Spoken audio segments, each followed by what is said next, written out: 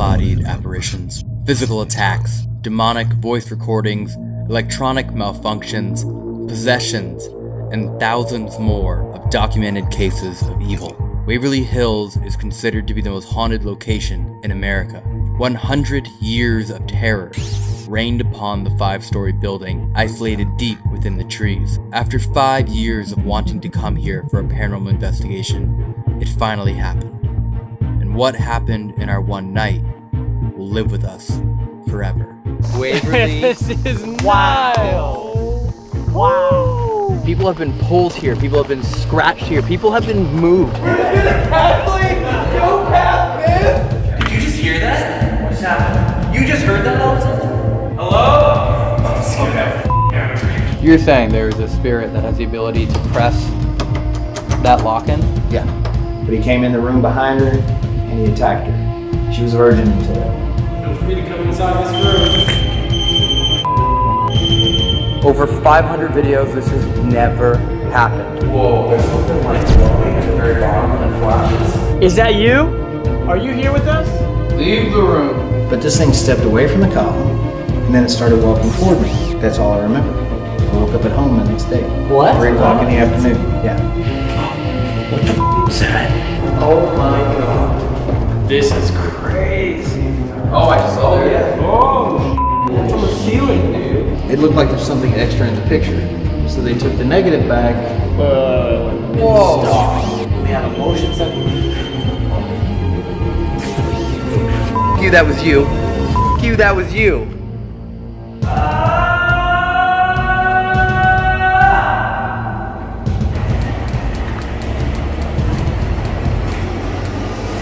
If anyone doesn't know, TFIL stands for the list. There's a list of 1,000 things I want to do before I die. Number 66.6 on the list is stay overnight at Waverly Hills. We are doing it. We are sleeping here.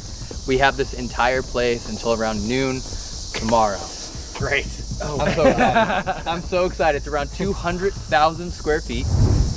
I believe it's 6 stories total. It's 6 stories? It's 6 stories. The body chute is here. We have access to. We have access to the 5th floor, room 502.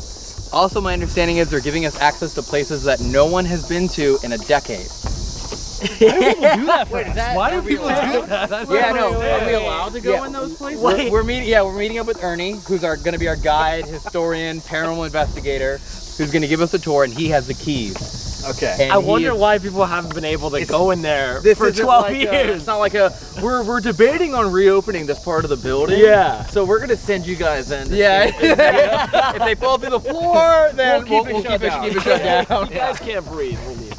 So, Waverly. This is wild. Wow. I have only seen pictures and pictures and pictures and a couple other videos here. There's a big girl. Each one of us has our own patio. Yeah. They would literally leave all the patients out on those balconies and give them sunlight therapy, ultraviolet therapy, in hopes that that was going to cure their lungs and their tuberculosis. You do know this is the most haunted location in America. Yeah. And possibly in the world. Yeah. It's top 3 in the world. It is undisputably the most haunted location in the United States. That's wild because we've been to some gnarly places so far. And the fact that this is above all of them. Significantly above all of them. And there's the 1/4-mile long body chute where they secretly took out all of the deceased patients and took them to a railroad track because they didn't want to let any of the other living patients know that people were dying every single day. I thought that was like a parachute of bodies. No. That's what they did? It's a 1/4 mile long and it connects from the building underground to the nearby local train To sneak track. out all the dead bodies. Because they figured that if the patients here knew how often other people were passing away, it would ruin their morale. And they wanted to keep their spirits and their mental health as high as possible. They built this place because they put it on the top of the hill, right? This is one of the highest points of the Louisville area. Okay. And they put it up here so they could completely isolate anyone with tuberculosis. And as soon as people had it, they would bring them here and they could never see their family or loved ones ever again. Wow. This was the only way they could stop the spread of TB was by bringing them up here and keeping them completely isolated. It was also a geriatric center at one point, and they've done a lot of experimental medical treatments on people. They used to cut them open, take out the ribs and their muscles to help their lungs be able to contract more. I thought this was for tuberculosis. They're doing more stuff. Well, no, that's how they didn't know how to cure it. So they knew that the lungs needed more oxygen, So they would do experimental treatments. They would cut open their rib cages, remove their muscles, so their lungs would have more area to expand and take in more oxygen. That's insane. And then when it became a geriatric center in the 60s, then they started doing electroshock therapy. There was a lot of experimental treatments here. Probably lobotomies? I don't know actually. That one I don't know about that one. Here. You can get on lobotom of me. We should go inside and investigate. Yeah, honestly, we should meet up with Ernie. I'll say this though, before maybe I give the history of Waverly Hills, Yeah. because I already feel like I've given too much. Yeah. Do you guys want to fill in the blanks? Yeah, want no, us to I take it actually, over? I remember what happened here. Back in 1880s is when tuberculosis came around. People came here because they needed some help, obviously, right? yeah. These people started to get powers, and they started to be known the Wizards of Waverly Hills.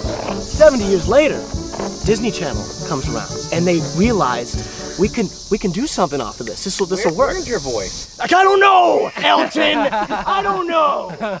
Corey, what do you know about? The year was 2016. Young Justin Russo walked through the doors of Wizard of Waverly Place. The year was 1642 when the Wizards entered the Waverly Place. Brandon? I think he covered it. No, I think it was. I think he missed some information. Which one? What was the year? 1984. The year was 1984. The Great Knights walked into the Wizard of Waverly Place. I waited 4 years to do this. Huh? You know this place so well. Why don't you tell them? All right. Well, if you guys want to learn more about Waverly Hills, here's some information. It is considered to be the most haunted location in America, but yet, like most places, was never built to have that title.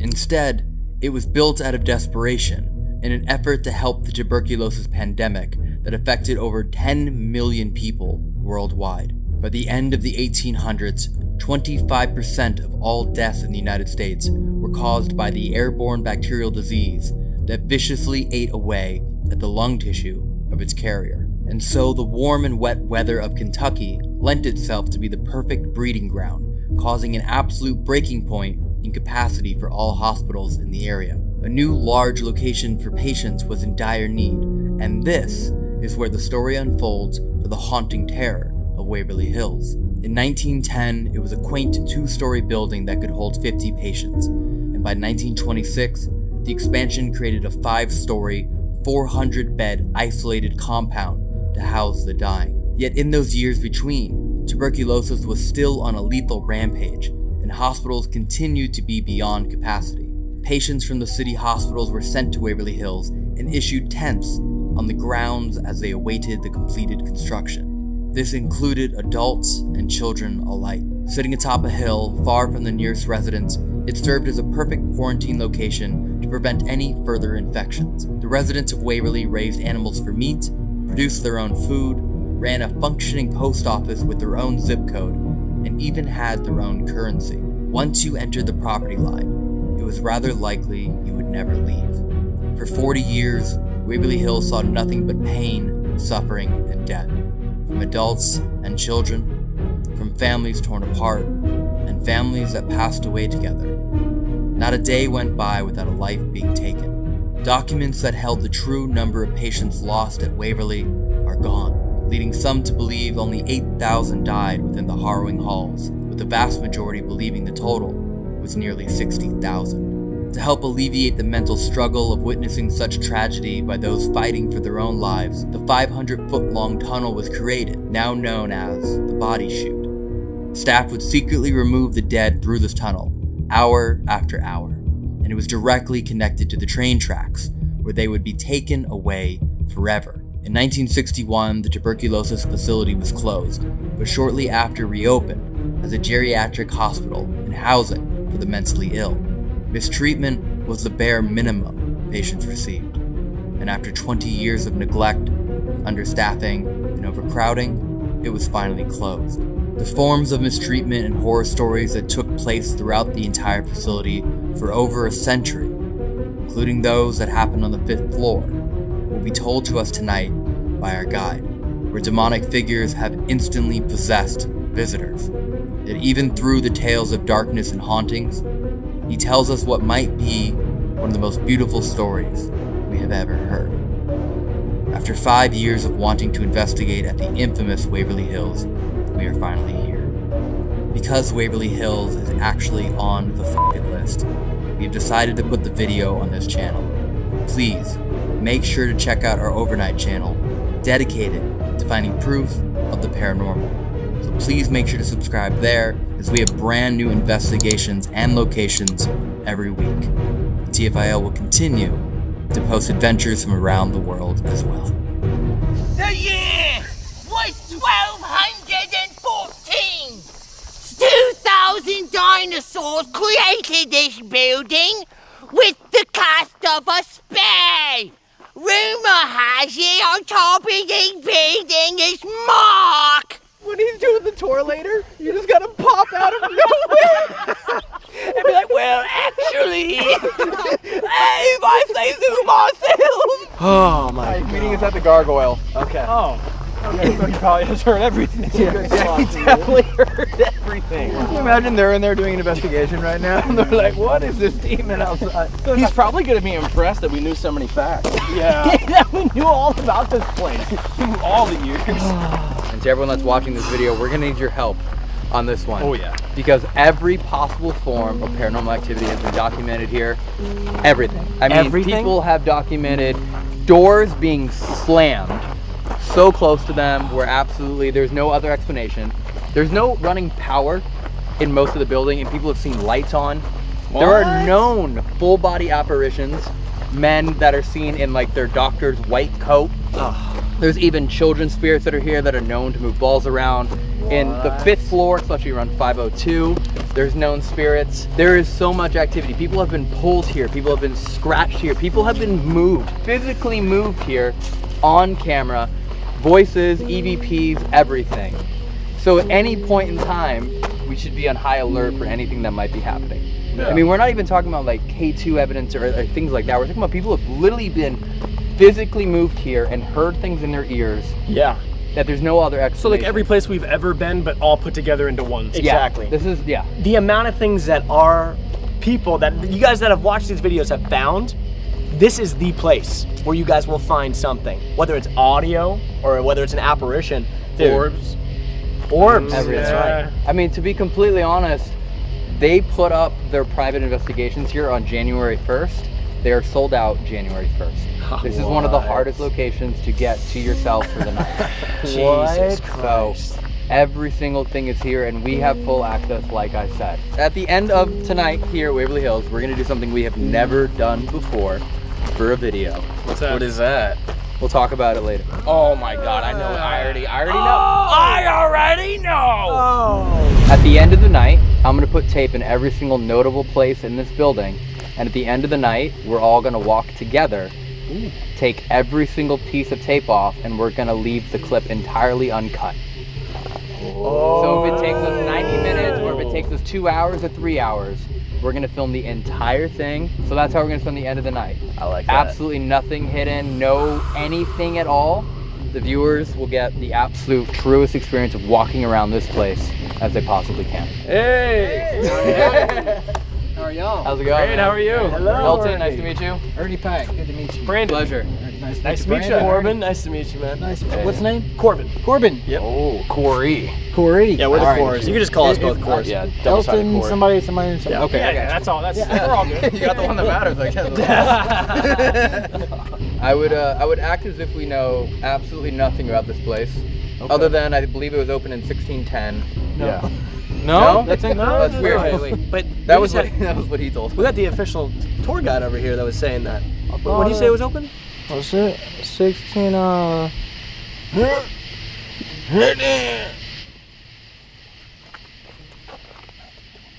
1926. Is that right? Exactly. Oh, I told y'all. I've been here since 2009. I've been here off and on. You've been coming here way longer, I right? grew up in the neighborhood. I've never lived more than a bike's ride from this place. Oh, I really? used to sneak in here as a kid. Oh, no way. Don't do that anymore.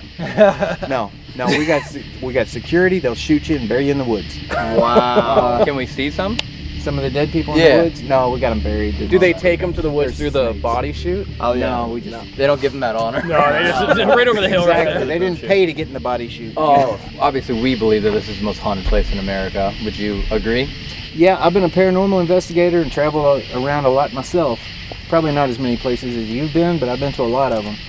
And I mean, I'm biased. What did you see as a kid? Okay, one time we came in through the body chute because You went You inside. came in through the body chute. yeah. There used to just be a pile of dirt. Back in the 80s, there was a pile of dirt over the end of the body chute, and we had dug it out to where you could crawl into the body, and it opens up once you get inside there, and you just walk up the body chute into the building. I was at the back of the line. We had one guy up front that had a flashlight. We're coming up the tunnel, and we hear this loud bang at the back end, down at the bottom by where we had come from. We didn't know if somebody was just messing with us or what, but we freaked out and we ran, right? The one guy that had the flashlight drops it. We slam into a concrete wall, feel our way around, and figure out our way to go. We slam into a metal door, we feel around on it, figure out finally that it's a roll-up door. So we roll it up and come running in. We're on this first floor hallway. We come running down the hallway and we dive into a room, and guy gets out his lighter. We see these trays with doors. We were in the morgue. As teenagers, we didn't want to be in the morgue, right? Yeah. So we freak out again. We run up the steps. We wind up on this balcony right here on the second floor. Yeah. And we duck down. And we're like, I don't know if that was, we're all trying to figure out what the noise was and who was after us and all this, because we could hear, after the bang, it sounded like footsteps coming up behind us. I looked up over the concrete wall across the backside of the building. Yeah. Down there on the third floor, the third window from the end on the third floor, it looked like someone was holding a candle, one of those old candle holders. And you can see like a face glowing behind the candle. And it's like, there's somebody down there. It's security. Just watch. Well, then you see that light just go around the building way faster than anybody could have run. we were freaking out. Wait, you're saying like the candlelight was like running? It was like an orange. That's what it looked Yeah. like, was a candlelight, but it was like an orange ball. An orb with a face, essentially, right? Yeah, like I say, I'm biased because I grew up here and I love this place. I got a special attachment, as you can tell, to some of the spirits here. That is for the room and not for the area code. Yes, for the room. That is room for 502. room 502. Yes. That's commitment. Yeah. Wait, what made you get that tattooed? Because You want to talk about it now or wait Let's till wait- the We walkthrough? should wait till the room. wait till 502. Yeah. Oh, I'm so excited to be here. Oh boy. So excited to be here. Look how the stairs are cracked. Oh, this place is so cool. There's a part of me that wants to like go through all of my TFIL videos to every single time I've talked about coming here. wow. It's gotta be like 100 videos. Yeah. Wait, hold on. We're just gonna casually. We're just gonna casually go past this. Come on. What? Waverly Hills opened in 1926, just like Corey said, because he knows what he's talking about. Oh yeah, definitely. And the tuberculosis outbreak around the Louisville, Kentucky area was about as bad as it was anywhere in the country. That's why they needed this big old building here. They started out, this is actually the third building that was built on the property. There was one built in 1910 that had a 40-bed capacity. It wasn't long until they realized that was not nearly enough, so they started construction on a 140-bed facility down over the hill, down over that way. That wasn't enough. So they eventually broke ground for this place in 1924. And look at this place, how big it is. 2 years later, they opened it. Can't believe they finished this in 2 years. That's incredible. And all the brick, you got masons on scaffolds doing that. That's not prefab or anything like This is today's great work. standards. I mean, this is real work. Well, whoever designed the building did an amazing job of designing it where it caught the maximum sunlight the way it was faced, catches a breeze and carries it all the way through all of those solarians out there for them to catch their fresh air. But I think he was high when he designed the movie. Oh, why is that? 3 coolers. For They're how? fighting a plague. There were times when 24, 25 people a day were dying in here. These are the only ones? This is it. 24 to 25 people a day? Yeah. There were times during the peaks of the epidemic where it was like 1 an hour. Literally 1 an hour. Yeah. We've been able to document right at about 12,000, just under 12,000, but we That's feel like really- the number is probably twice that. And your number is double what I found when doing my homework. My homework came to 6,000. Yeah. Yeah, we've got, I think it's like in the neighborhood of 11,800 and some odd that we've been able to tie to. And you think it's double? I think it's probably twice that. The best way to investigate in here, and I'm sure that Corey's going to do it tonight, is to climb in there head first so we can read your toe tag. How do you know Corey so well? It's like, I'm a sensitive, I guess. I picked up on it. Run a recorder. Okay? oh, that's actually a good idea though. Everybody else leave the area. Just leave him in here for about a half Yes. hour. Half hour's probably good. Half hour sounds great. Actually, I mean, we're sleeping here anyway, so what do you, 8 hours, right? It's good. It's a good night's sleep. Yeah. 8 hours? It's not, I mean, this is good soft plywood. That's what they say about every mattress salesman. Yeah. It's like, come on, we got good soft plywood. Oh, okay, yeah, that makes You should put his name on it, or have him write his name. Oh yeah, you're right on it, so that way we know it's the right one. Don't hit your head. That way he can't trick it. Yeah. Does anyone have a pen or anything like that? I'll put it in a particular place. Wait, don't let Corey see where I put it. Oh, he's putting it in an actual. You can get out of here, Corey. Corey, I'll be honest. It's pretty comfortable in here, buddy. I'm kind of jealous for you later.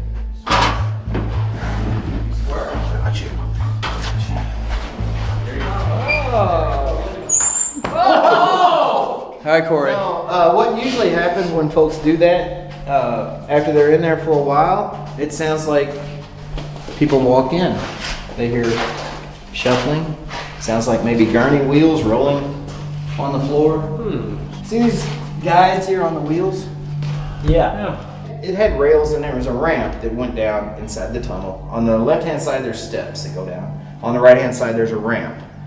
Well, when people were dying at that incredible rate that we talked about, imagine being one of those patients back there getting your fresh air and sunshine treatments, and you see hearse after hearse after hearse coming up the hill.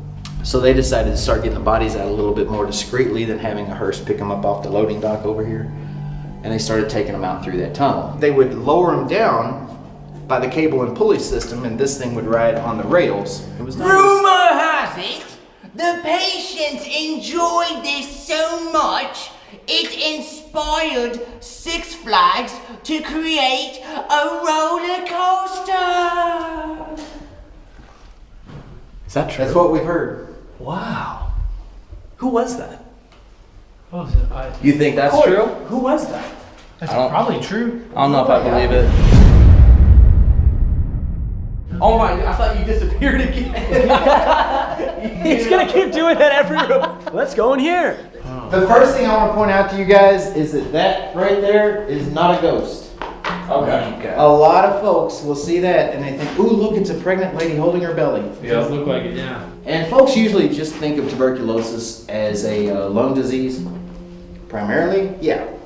But there was also a version, still is, called tubercular meningitis, which is basically TB of the brain. Brain ailments back then, though, were always treated the same way. It didn't matter if you fell off a wagon and busted your head open. They'd give you electroshock therapy. What? If you had tubercular meningitis, they'd give you electroshock therapy. I mean, it's logical. For everything. I mean, that fixes everything. But the worst cases of that would be brought in here, over on the other side of the room over there, and they'd be strapped to a bed, a bite block put in their mouth, electrodes attached to their head. They administer the electroshock therapy. Don't know if it had any effect whatsoever, but they were trying everything they could, and most of the procedures that were done here were voluntary. It wasn't like this was a torture chamber where they were just experimenting on people. The coolest thing that's ever happened to me in here was back in 2014 when I was given a 2-hour tour.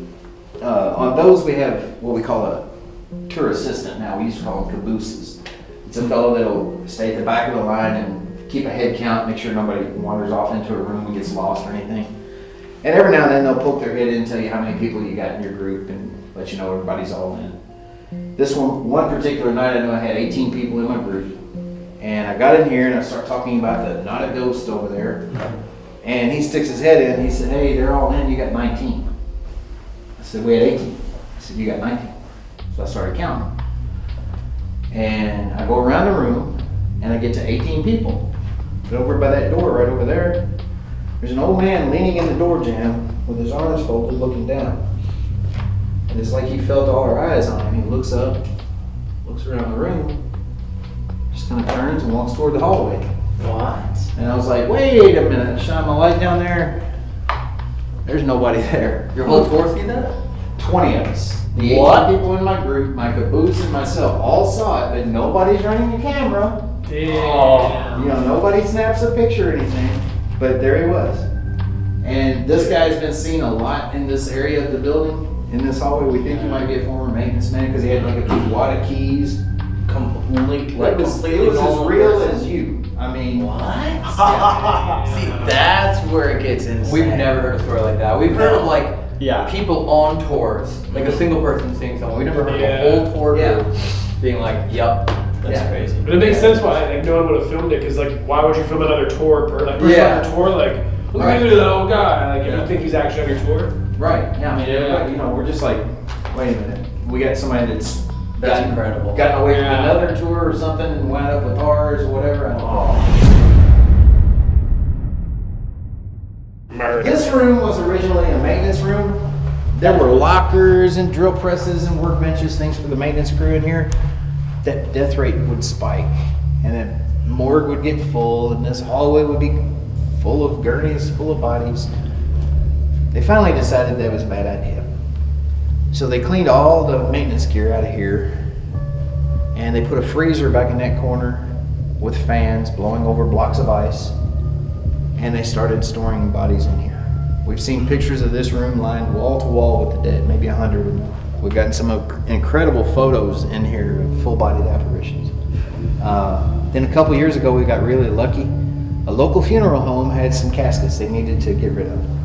And they donated them to us as props for our haunted house. They're real caskets, and they're used caskets. As soon as you started talking when Yeah. we came in here, we both heard it. Yeah. It sounded like when a wheel gets like stuck on the floor and it scoots, it's like that. Yeah. It was From that literally room right there. over there. Really? Just as soon as you started talking, it was like, Nice. Freaked me out a little bit. Well, what's really cool about these caskets is this one down here seems to have come to us with company. We get a lot of hits with paranormal equipment when we place them out here. I had a group in here a few months ago. They had a big DVR system, so they set up down here. They didn't want to carry everything upstairs. And a couple hours into their investigation, they came upstairs. They got me and my wife Denise, and they said somebody's trying to get out of that casket right there. I said, what? They said, I'm telling you, somebody's trying to get out of that casket right there. I said, you're kidding. And, you know, I could see they were white as a ghost. They, you know, pardon the pun, but I mean, they were scared. And they said, I'm telling you, you need to check it out. Somebody's trying to get out of there. So she comes down here and nobody was trying to get out of the casket. But by the time I got down here, because I wanted her to, ladies first, you know. Exactly. And I'm a gentleman. And so when I got down here, those folks were already down here rolling up their cable, packing all their stuff, and they moved upstairs where you guys are staged. They wouldn't come back in here the rest of the night. Jesus. Something obviously freaked them out. I have been here several times when I'm giving tours, and we'll hear like, you know, well, that kind of thing. Yeah. Pay attention to this. This old shirt. You're gonna want to make sure it stays in this door jamb because we got a trickster that's learned to lock that door. Oh. We've had several people locked in here. Really? Yeah. You're saying there is a spirit that has the ability to press that lock in? Yeah. He hasn't figured out how to pull that shirt out yet, thank goodness. I think I've mentioned it before, but the body chute is 560 feet long. It's at a 45-degree angle. 45-degree angle? What? Yeah, you'll see when we get in there. It's 153 steps. They're spaced awkwardly. It's like step, step, landing, and so on, all the way to the bottom. Okay. We're standing in zip code 40272. If you go to the bottom, you're in zip code 40258. Ha! Wow. True story. Seriously though, I mean, there's not a good reason to go down there other than if Elton makes you, because there's. If there's any light anomalies that appear in there, you'll see them from the top. It's pitch black once we get around the corner down here. Oh. And but we do get a lot of activity in there. I had the Louisville FBI SWAT team come in here a few weeks ago. They had rented the place for the night to do a little team building thing. They came in with their tactical helmets, they had their night vision on, and they all went in through here. Nice. And they're in here about 5 minutes, and me and Denise here. They all come running out. They said that they had seen something coming, saw it on the night vision, coming up from the bottom, but it was transparent, and it got close enough where they could actually hear it. These are SWAT. This is the FBI beasts. SWAT team. These Not are the just manliest people. Joe's police force. The FBI SWAT team Wow. ran out of here. And they ran out. So this was originally built to bring supplies up to build the building, right? Yes. Okay. Does anyone have a skateboard? Is this smooth Well, the whole way down? You'll die. Yeah, yeah, I Just bet. saying, because Wow. at the end there's a concrete wall. Oh my god. This is crazy. Is he really going all the way down? How long is that gonna take? Well, how about this? You said the acoustics are really good, right? Yeah. So why don't you share all the stories and I'll just be able to hear them all the way down. Well, there's not a whole lot to tell. Okay, but you got a point of light. What we get in here a lot is the footsteps, and you'll hear bangs from in there, voices down there at the bottom when you know there's no one down there. Something that's really cool about this stuff. A nurse wrote in pencil on here from 1930. Oh, what? See, it's got the date, 1930. There's other areas around here where there's old pencil graffiti from back then.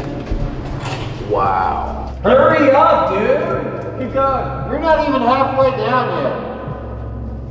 Have you made it all the way down yet? I can't tell because my phone just died. Oh. Here, we're gonna roll the flashlight down. Ready? Yo, it's Did that help? Oh my, who hit the red light, dude? Turn that light on right now. Wait, is it easier this way? You know, I think you just need to let your eyes adjust and then you'll be good. Who goes there? What is that? Oh.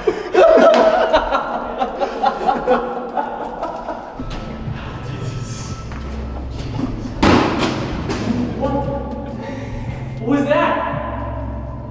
Oh! You just hit me with the cone in the backswing!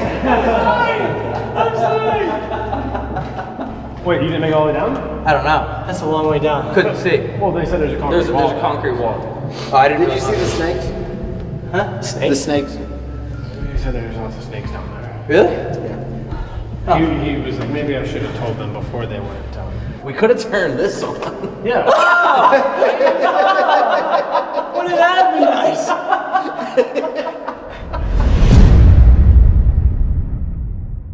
But this room is another one of those rooms where they had a lot of social interaction.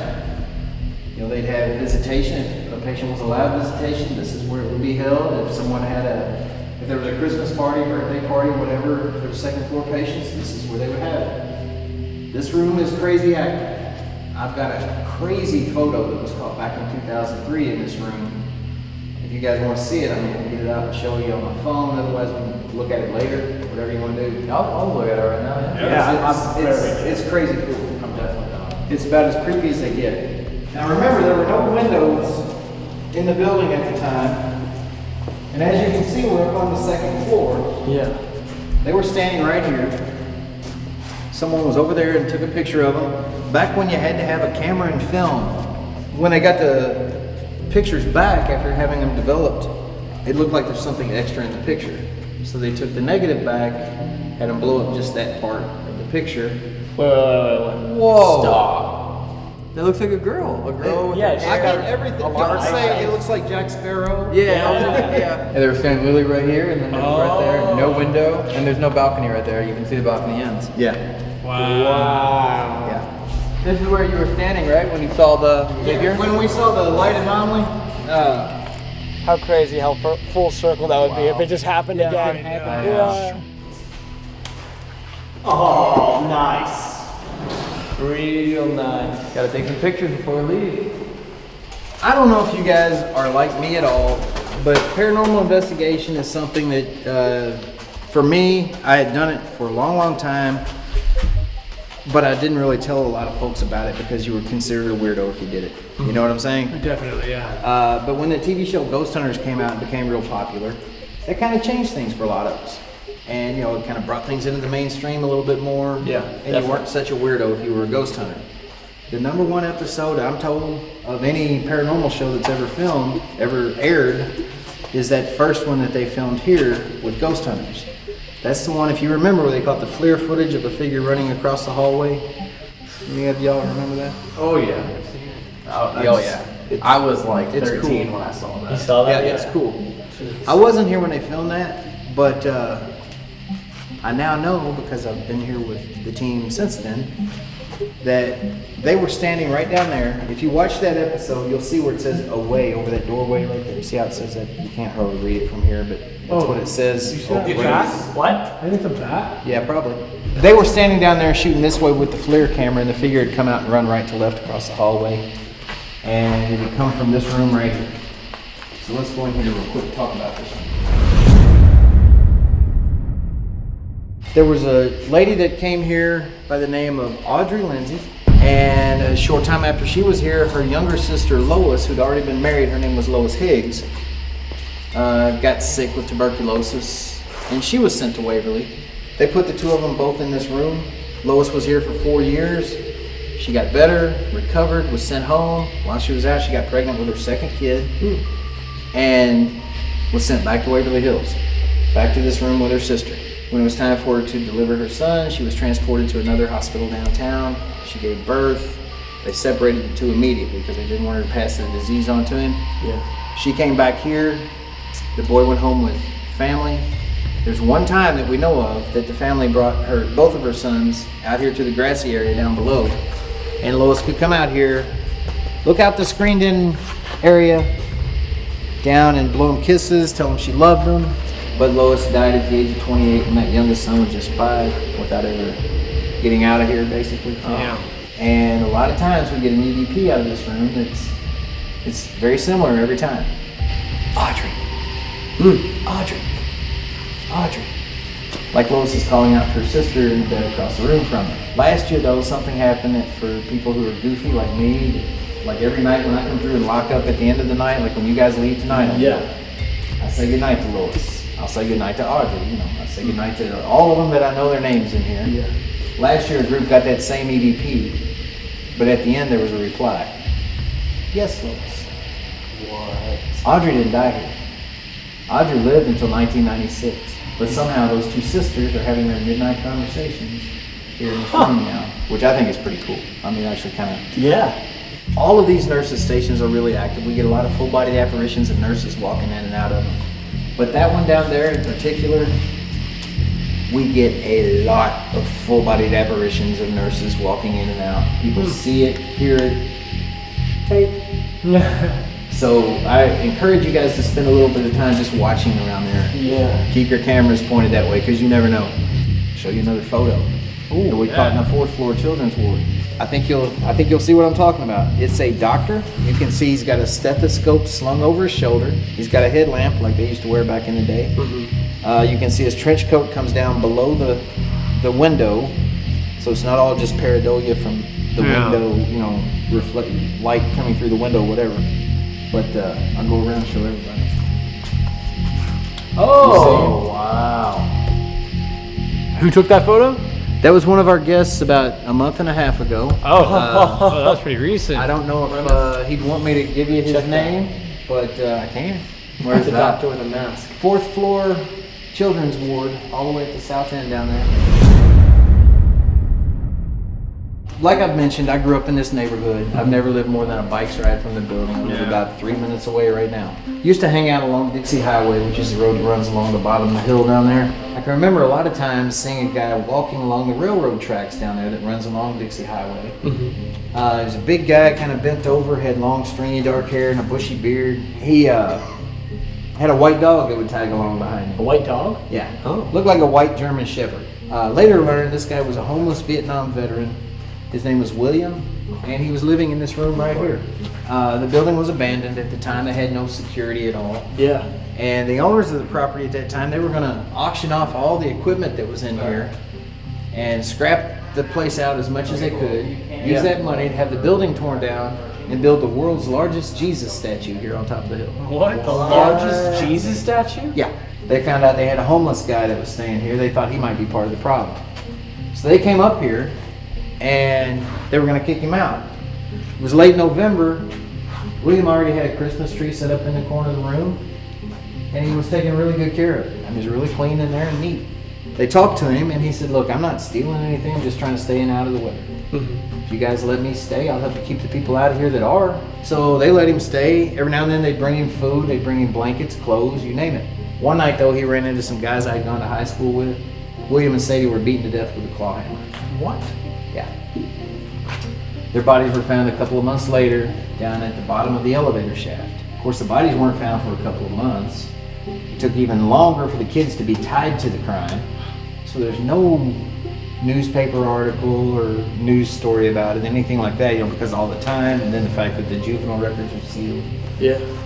So it all just kind of is forgotten in time. Why? If I hadn't known family members seen him. of some of them Yeah. and known who he was, I wouldn't have known anything about it. All those guys, though, after their short stint in juvie, they were released and they spent years in and out of jail for different reasons. They all wound up dead along the railroad tracks at the bottom of the hill. No. Wait. Two of them, they ruled suicide by train. The third guy was just found dead near the tracks, blunt force trauma. They thought he might have been hit by a train. They don't know. William still tells people to get out of here every now and then. I got a picture of William that was caught right over there 30 years after he was murdered. And I mean, I can send you that. I can show you guys that. Did it look like he had the beard? Let me show you. I want to see this. Let me show you. No way. There's no way. No way. Who took that? That was one of our guests about That's him. 6 or 7 years ago. That's him. Yeah. Like right here. That is crazy. That's actually one of the craziest pictures I've seen. From how you explained he looked and then showing us that. Yeah. Okay, I actually got some chills. Right. So for the first time, we need to be taking pictures while everything is happening. We have We've to actually take never pictures. done that. We've never had like the REM pod go off and then take a picture of the REM pod. True. We've actually never done that. That is we so- should have brought the Polaroid. Polaroid. You know what's funny? Is I actually bought 2 Polaroid cameras to bring on this trip and I forgot them. No. And I bought walkie-talkies so we can talk to each other to get too far apart. Probably the most famous bathroom in Louisville, Kentucky is room 502. It's a bathroom and shower room that served this ward over here. The story that's been told for years about room 502 is based on hearsay. It's passed down to former management here that a maintenance man came up the elevator one morning to go to work, and when he got off the elevator he found a nurse hanging from an old light fixture which used to be right here.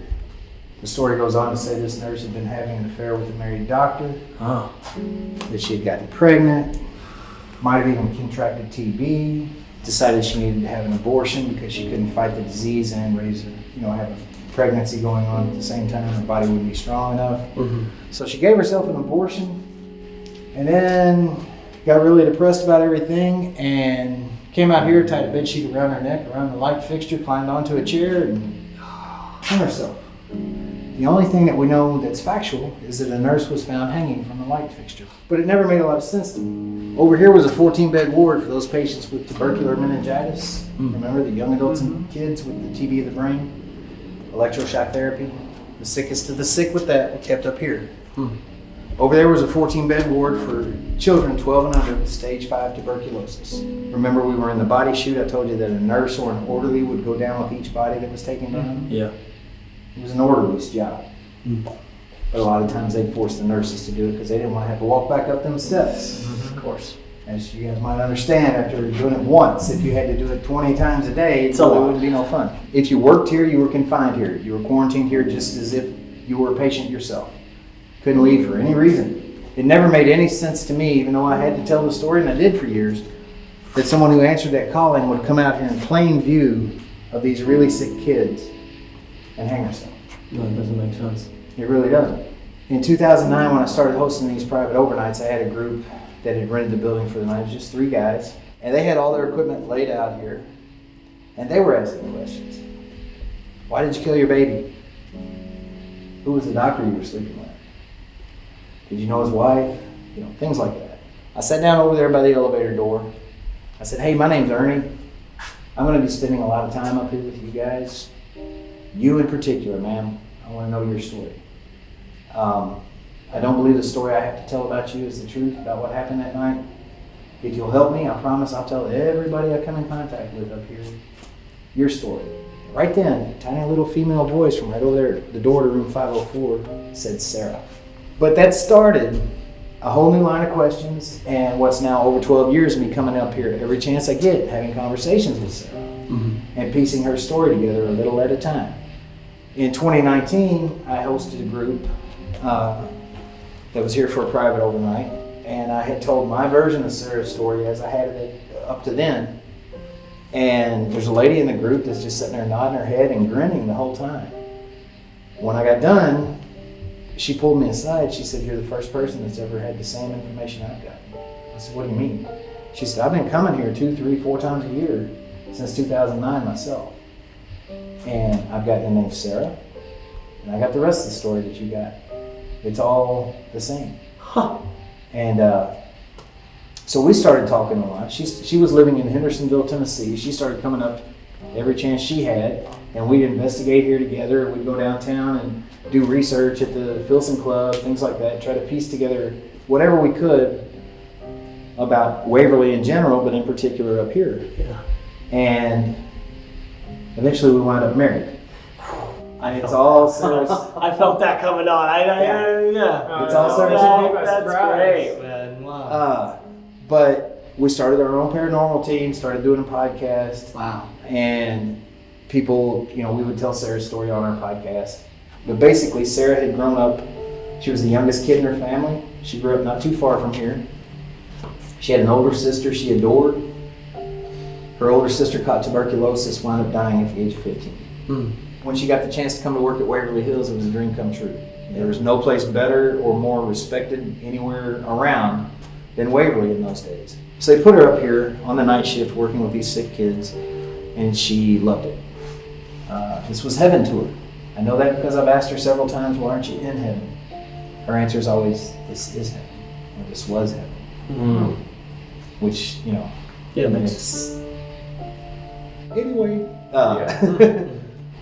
She was here for 3 years. One night she's working alone on the night shift in room 504. Another staff member must have come up the steps because she never heard the elevator bell ding, or she'd have known someone was here. But he came in the room behind her and he attacked her. She didn't want to wake the kids, so she didn't scream, but she did try to fight back. But she was too little, he was too strong. Yeah. He got what he wanted. Several teams have heard that over and over. She was a virgin until that night. He raped her. Somewhere in the process, he hurt my neck.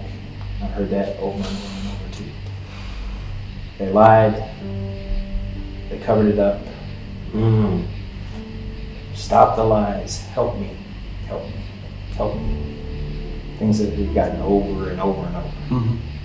And it makes a lot more sense than the story. I mean, when you think about the big picture, really, it makes a lot more sense than the story that's been told. Yeah. And it's 18 different teams from around the world that have gotten this stuff. I'm going to show you guys a really creepy picture when we get down here.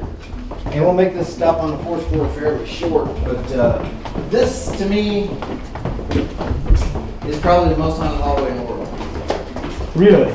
Yeah. Say that again? It's the what? Probably the most haunted hallway in the world. One more time?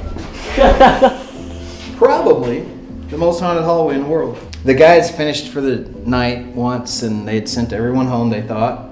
They were getting ready to go home. They heard banging and screaming coming from inside the building. They thought maybe someone had wandered off from a tour and gotten locked in.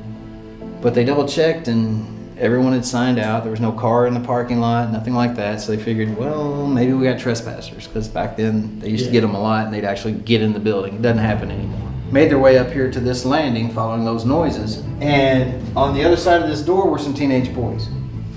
And instead of running away like trespassers usually do, they were reaching through the door begging to be let out and apologizing for breaking in and saying they wouldn't do it again, just please let us out. The guide was like, what do you mean? They're all around us, they won't let us leave. Who's all around you? The shadows. They had broken in by chopping through a boarded up window down on the first floor with a hatchet. The banging that the guy had heard was them using the same hatchet trying to get through this door. But anyway, the guy came over here with one finger, pulled the door open. And the kids came spilling out here, begging not to go to jail, please, we won't come back, we're sorry, blah, blah, blah. And they were just like, get out of here, go. Yeah. Then the guy pushed the door open the rest of the way, and he felt that. Oh, what? They had been chopping at that door with that hatchet. Oh. But they couldn't get out. You see that? I think that the spirits wanted them caught. Wow. And didn't let them leave. Dude. Wow. Whoa. But I feel like Waverly is the most haunted place I've ever been, and I feel like this is the most haunted hallway there is. There are shadow figures everywhere in here. Once you get a chance to go lights out in here, let your eyes get adjusted to the darkness, you'll see them coming in and out of the doorways, up and down the hall. It's crazy out there. All right, this room was the main OR. See, there were two bays in here, one on each side. Oh, wow. The procedure that was done in here was called philippoplasty. And it was a really brutal, voluntary procedure done as a last-ditch effort to save people. They would make an incision at the base of the sternum that went around under the rib cage all the way to the middle of the back. They'd pull that tissue back, remove dead tissue around the lungs, and then they'd start cutting ribs out. Up to 4 on each side. They had to do it in 2 separate procedures, one on this side, one on that side.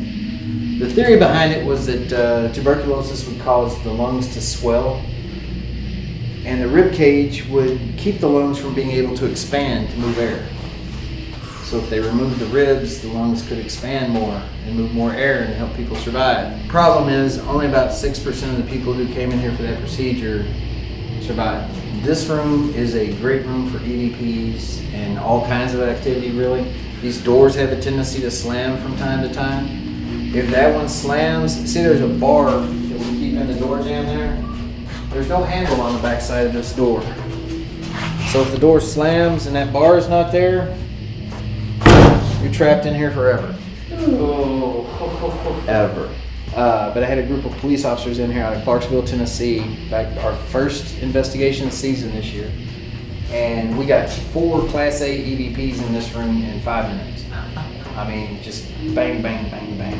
I mean, it was amazing. Wow. What did they think? Most of them were skeptics. Yeah. Until then. Yeah. They were blown away. I mean, they were just like, wow. This floor has become a lot less ominous, but more active. Interesting. They come out and interact now instead of, it used to be that we'd have shadow figures that would kind of like peek around a doorway and be jump back. The door. Yeah. Now they kind of come out and they're like, what's up? I mean, they just kind of hang out now. I mean, it's, in the 12 years I've been here, this is by far the most active season we've had. And I think it's because we're telling some of the stories that, have been forgotten or not exactly told to the fullest extent or whatever. Sounds like you're trying to get the truth out. We're trying really hard. We haven't gone through this section yet. That's kind of scary. Yeah, no, you've not been down in the lobby. Wow. Oh, there's the lobby. Mm-hmm. Yes. Oh, wow. The front doors of the building are right through there under that exit sign. Think about all the emotions that came in and out of those doors. People thinking they were coming here to die. Others who thought this was their best hope for survival. People who were released, cured and released and going home. Family members who came to pick up the bodies of their dead loved ones. I mean, just a full spectrum of emotions. You couple that with the bodies that were found right over there, the homeless guy and his dog. That's the bottom of the elevator, right there where they had to cut them out of the wall. Oh, wow. Whatever it is, the darkest energy in the building seems to have focused itself in here. This thing will identify itself as a demon. Mm-hmm. We've worked with exorcists and people that do demonology a lot. Did you? Where's the chair? Oh, was it? Okay. They don't think that we got a demon here, but we've got a very dark entity that's basically just a giant asshole. But he's very strong and very malevolent. He's got the ability to affect you in a way that you might not have ever experienced before. I've been involved with this stuff for a long, long time. Up until 2 years ago, wasn't much of a believer in that kind of thing because I'd never experienced it myself. But I came down here, I was going to demonstrate an SLS camera for some guests. And I sat down here, was waiting for them to get here, I was by myself, turned it on, started scanning the room, and I got over by that white column right over there. The camera starts mapping this very tall stick figure. But this thing stepped away from the column, and then it started walking toward me.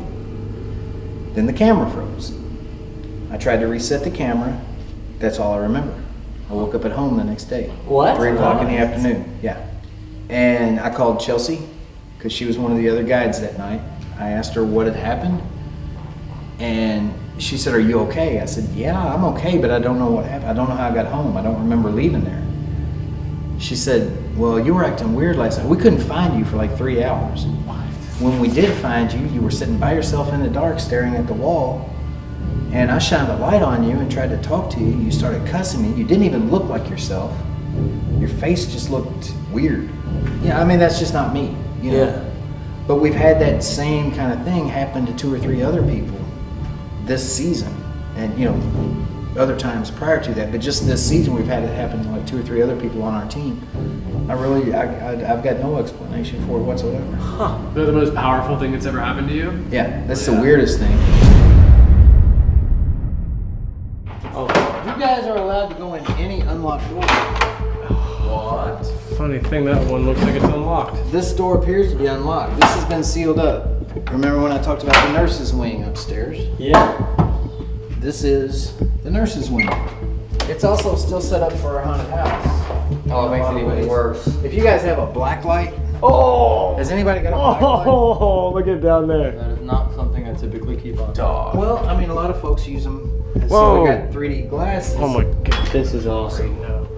Okay, Look at the balls on the ceiling. Wow. This is very cool. Whoa. I wish we could put 3D glasses on you guys at home. Oh my god. Oh, Brandon, from my phone. Look at this. Now these were actually like patient rooms though. You can see. Oh, Oh wow. I feel like that's about the size of what you saw on the SLS camera. That actually was Taller? It was Like this 9 or one? 10 feet tall. Yeah, it's more like that guy. There's a lot of times when those doors will be all locked and no one back here, and you hear full-on conversations going on back here.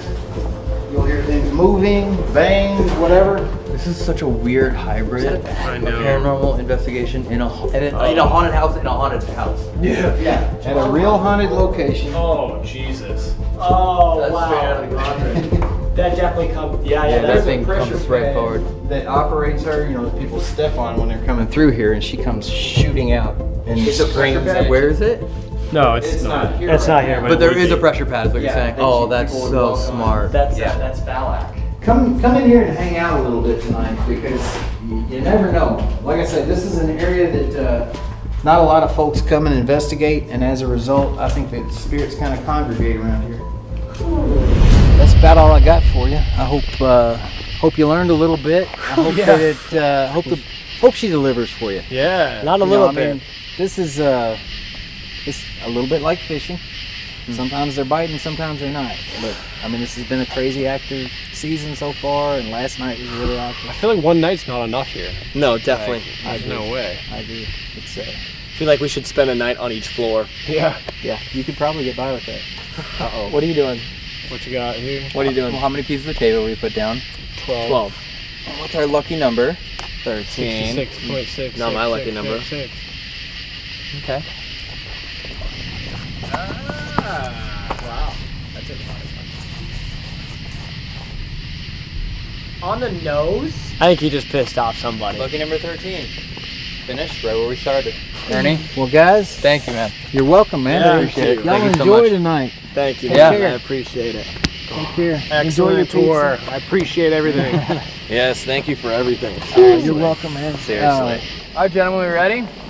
Let's do it. Depends on what ready means. I don't even know The where to start. entire 200,000 square foot, 5-story, quarter-mile body chute tunnel investigation with 13 pieces of tape.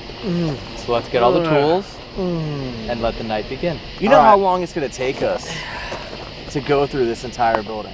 7 hours. I was gonna say 7.5. Yeah. Do you remember every piece of tape? No. But I know there's 13. Let's do it. Well, we should go meet up with the person that made it possible to be here tonight.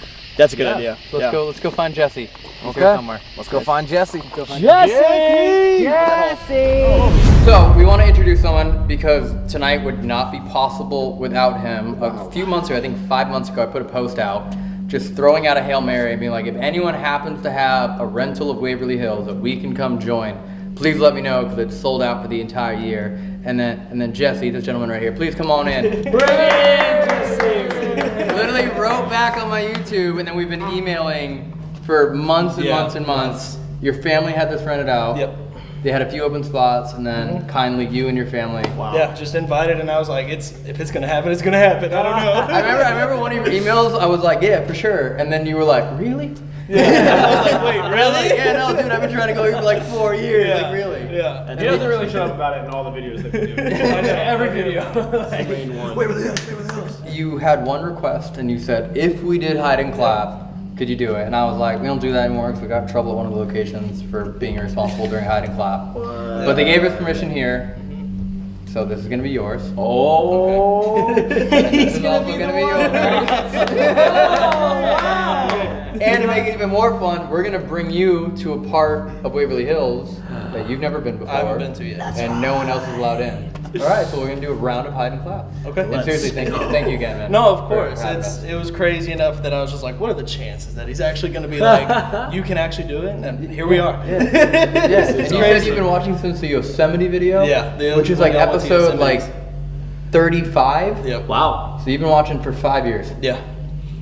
Thanks. Yeah. Of course. Long-term supporter. What can I say? He does you a favor by getting you into Waverly Hills, and then you punish him immediately. By I making reward do him. That's a reward. And taking him to the nurse's ward. I remember how bad it was the first time we did it at the Conjuring House. Oh my god. That was awful. I just can't wait for him my to take God. off the blindfold once he's in there. Oh, wait. And then being like, wait. holy sh**. Oh wait, he's not gonna get this. No, we're gonna blindfold him all the way in there. Oh. And then he'll play the game blindfolded. Oh. Or should we bring him in there? We should let him see it? No. We should walk him back there blindfolded. He's gonna get hurt. It's really dangerous back there. There's rust everywhere. It's really dangerous back there. So what if we just blindfold him when we're like, You ready? 50? Yeah. Okay, let's do that. All right, let's walk him back Sounds there. better to me. Okay. Okay, let's walk him You back sure it's a there. blindfold or a mini bra?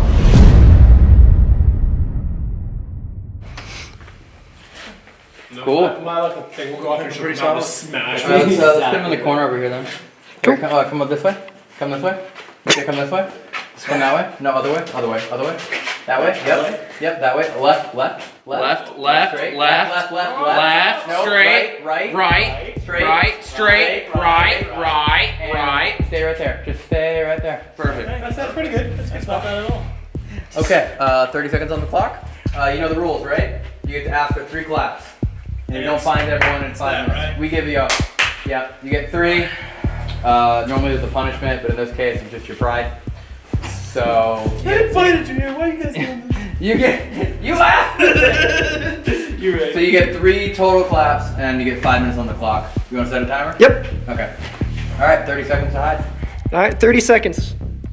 Okay, cheater. We already got a cheater. What? He's a pumpkin eater.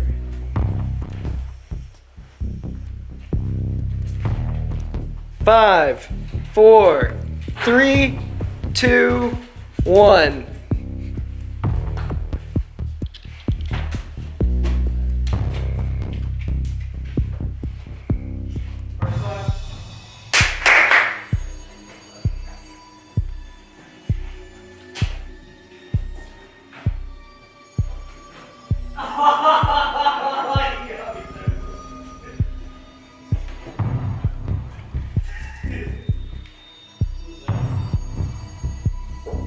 Yeah.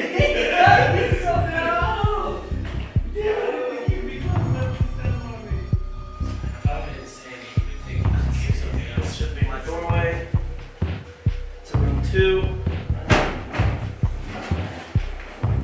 Second clap.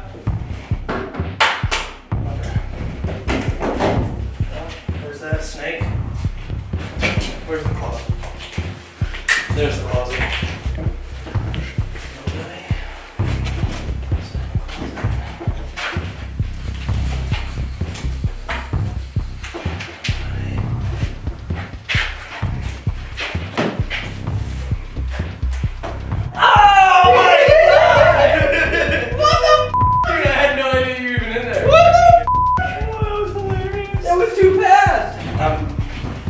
I take a lot of observations. Somebody else. That was so fast. Third clap. Damn it. Yo! That was pretty good. Jesse. I feel like we need another round. We need another one. Because that was way too good. That was way too quick. And That also, was way too. What the? that was I hilarious. took a lot of observations. Wow. Dude, he came in here, he's like, okay, this is here. I literally walked by and I was like, okay, there's a snake on this desk. And when we first walked through, I remembered it. No, I don't think I've ever won. I've never won. I think we need to do another round. So Yeah. that's bull. One more round. Wait, One one more round. But who was the first person to get caught? Corbin. I was. Ah. Should we give him a chance to hide? Yeah, let's give him a chance. Yeah. Or would you rather seek again? Mr. I take a lot of observations. You'd rather hide? Yeah. Dude, he's gonna find a ladder to the roof. Dude,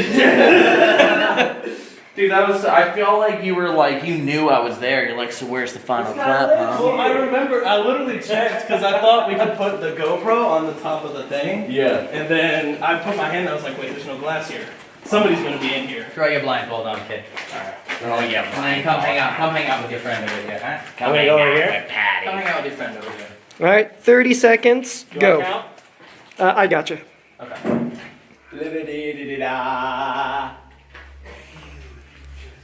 15, I can hear 10, 9, 8, 7, 6, 5, 4, 3, 2, 1.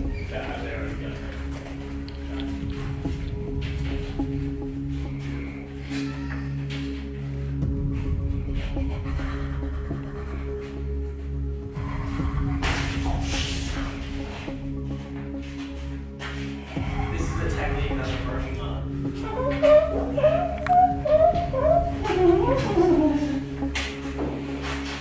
Okay, got bigger. How are you in there? How is he in here? Wait, my parents are thrown off because I feel like I...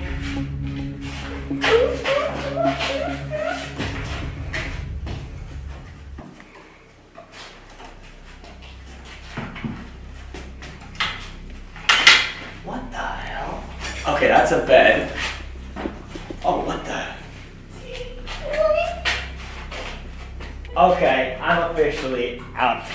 It's me. It's Oh, me. Jesus Christ! Okay, let me go back. Ah! God! Ow! Wait, what? Someone's in here. There! I got him! That was cheating. You put something in front of you. Oh, I didn't ask for a clap. Clap! I never asked for a clap. That's crazy. Oh, wait a minute. Wait, is that you? That was you, probably.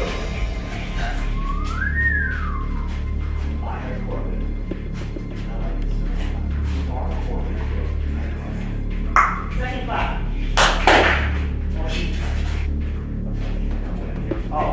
Oh, these are the bendy things.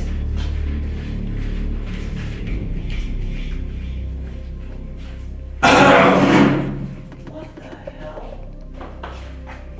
You bastard!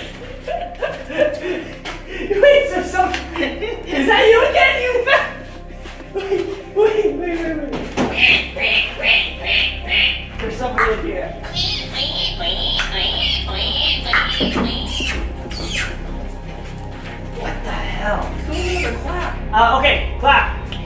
Yes.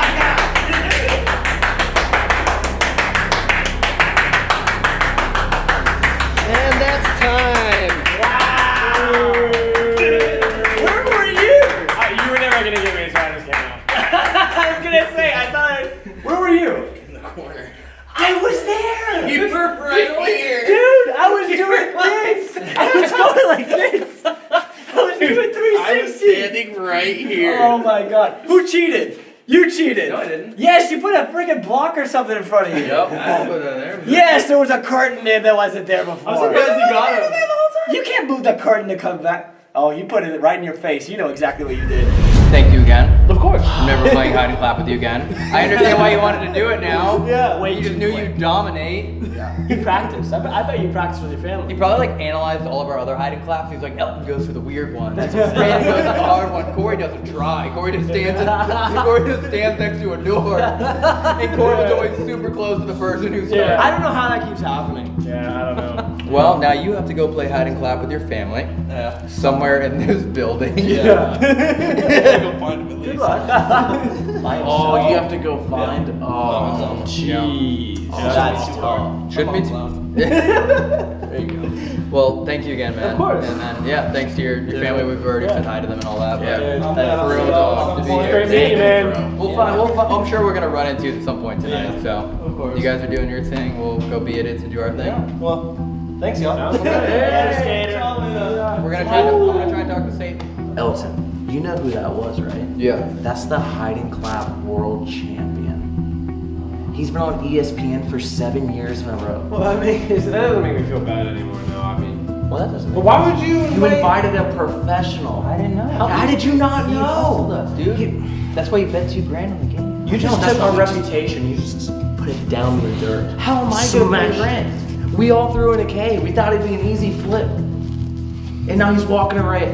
He's walking away with what? $4,000, $5,000? At least that to 30. And we're walking away with what, Elton?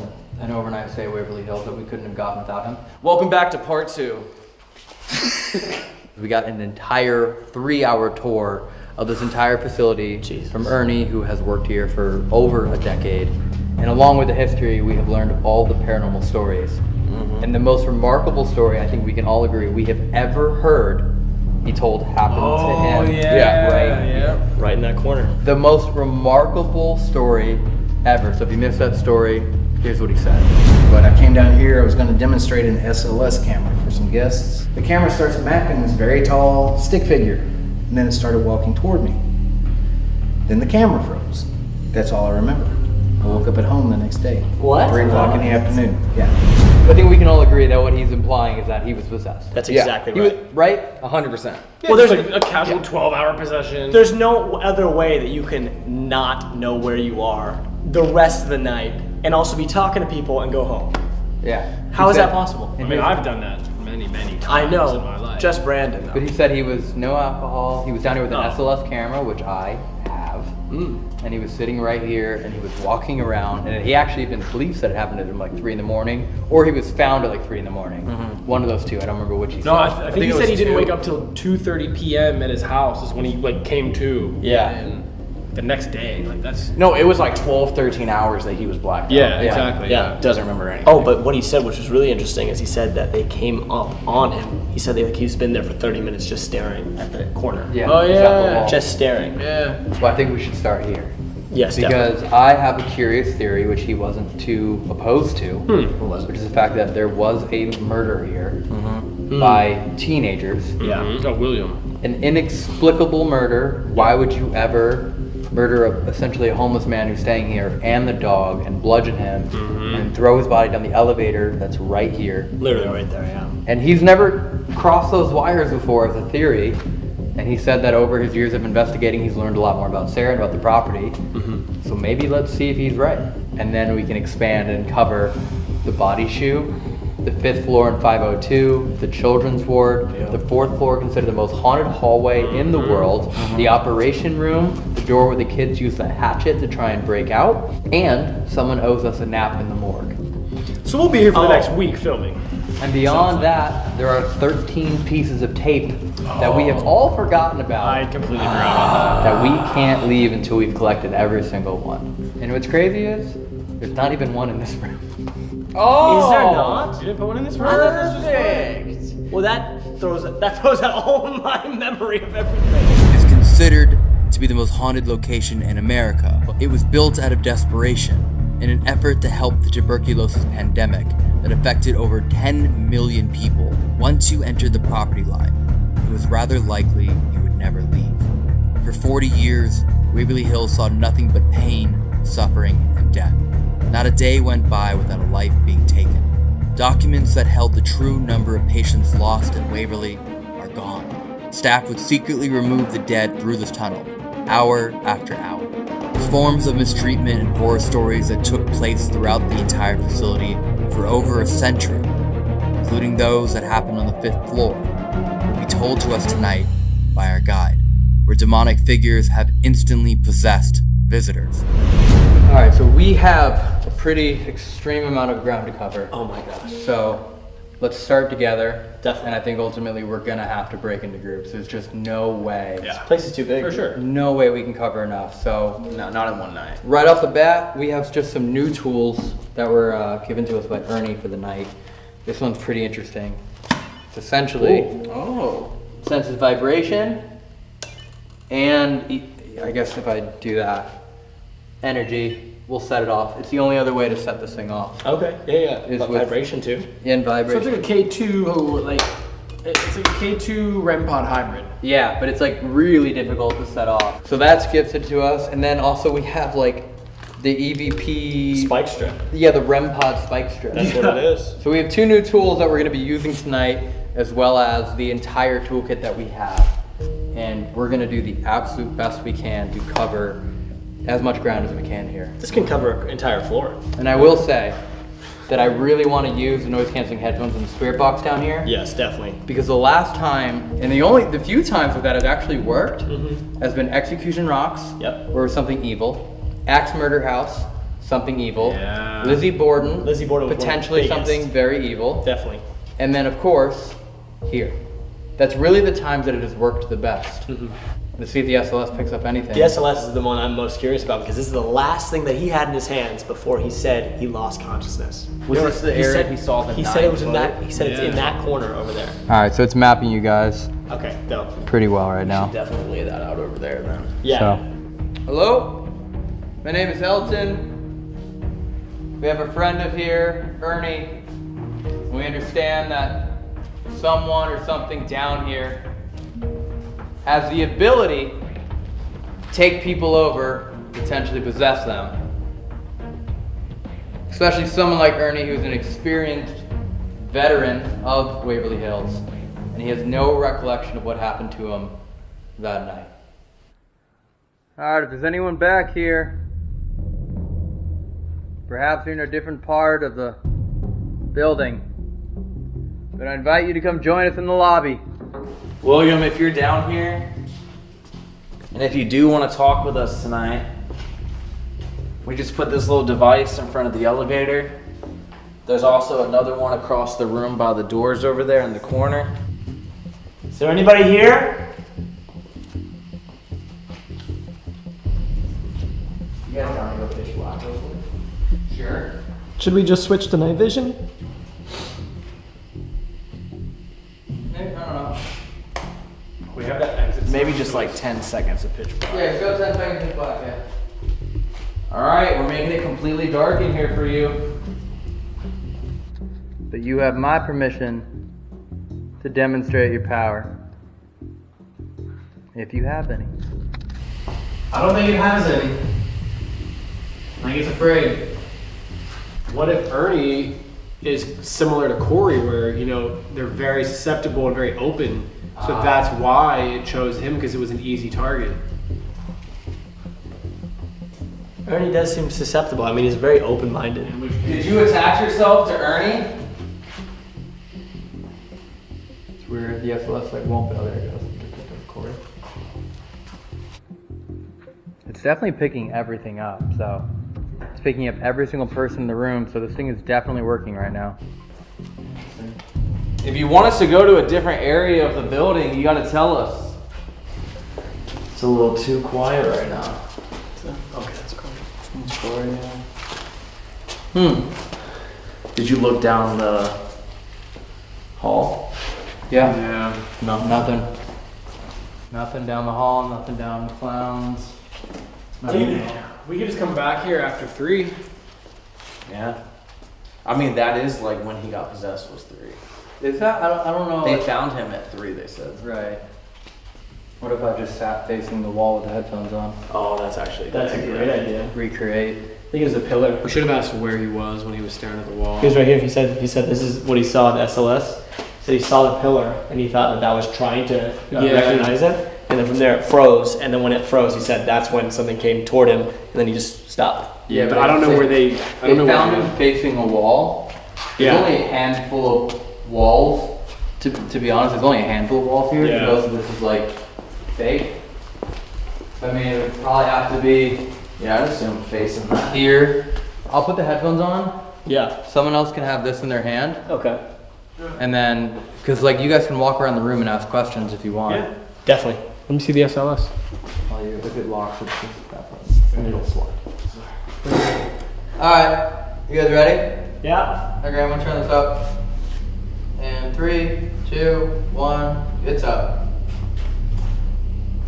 We would like to talk to you, whoever you may be. What is your name? I got something over here. You got something? See it? Look how tall it is. It's to the right. It's to the right. Wait, did you? Dog, did you see how tall that was? That was super tall. Dude, it was from the bottom of the screen to almost the very top. Is that you? Are you here with us? Did we just see you? Look at how tall that is. If this thing freezes, I'm leaving. Wait, look at the purple. It's as tall as the curtain. No, it's over here. It's over to the right. Remember, it's opposite. It's over this way. It's next to the wood. We would like to know more about you, if that's possible. Hey. I didn't catch that. Did you just say your Be name? patient with her. Be patient with her. Can you tell us who we just saw on our camera? Can you tell us their name? Whatever. Let's go. I heard that. Do you know who or what possessed Ernie? Where am I? Are we talking to William? Is this you, William? Do you want justice for what happened to you?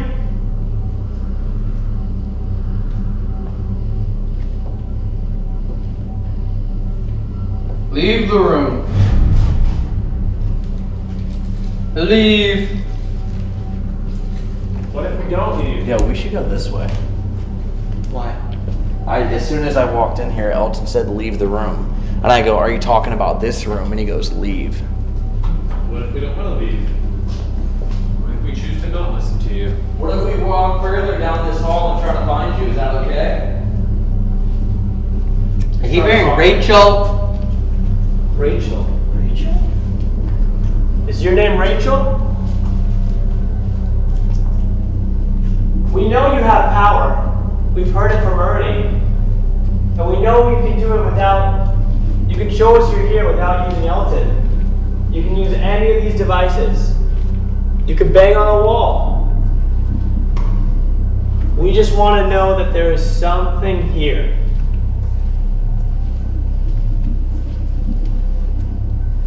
I'm not really getting anything that seems like outstandingly clear through this. Yeah. I feel like I'm hearing things that's ripping through radio stations, but nothing where I'm like, it sounds abnormal. Typically, I'll hear stuff that sounds like abnormal, Yeah. but on this, I just felt like I was just hearing like random little radio clips coming through. Maybe we need to head to that body shoot room pretty soon. Do the mock chant. True. as soon as I stepped in there, you were like, leave the room. Leave the room. And I was like, are you talking to me? Are you talking about...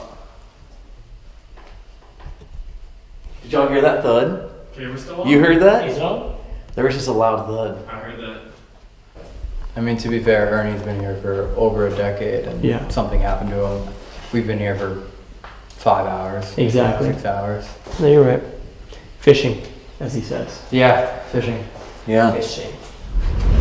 Okay, first investigation of our trip. I always charge everything. Everything was charging while we were waiting. This thing is now giving me a low battery warning. Really? Already? And it's plugged into a power brick. Literally how it operates. So wait, first your phone, then Corbin's phone. What the Now hell that. is going on? This thing is zapping energy like crazy. Look, literally, Yeah. 10%, 10 minutes remaining. It was at 100% when we started here. What? There you go. It's through here, right? No. We go through the doors. We do? That's through here and then just off further.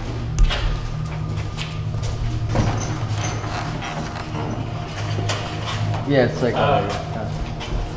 barely even, yeah. It's big enough to use. All right, well, I'm just gonna use this thing till it dies. You hear that? I can't believe they built this place in 2 years. Yeah, it's insane. Well, it was already like, I mean, where's the first place? It was Oh like- yeah, here, they said don't close the rack. Yes, do not touch that rag.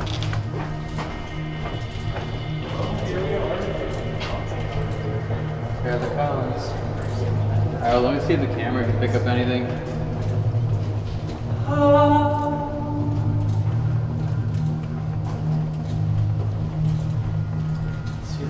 I'm gonna go down just a little bit. Oh,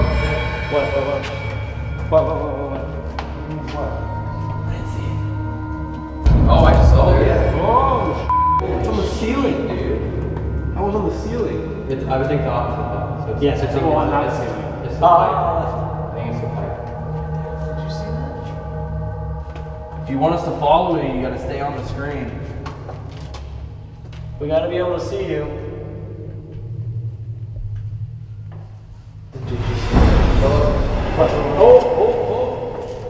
How would you explain that noise? It was like this, right? It was like, it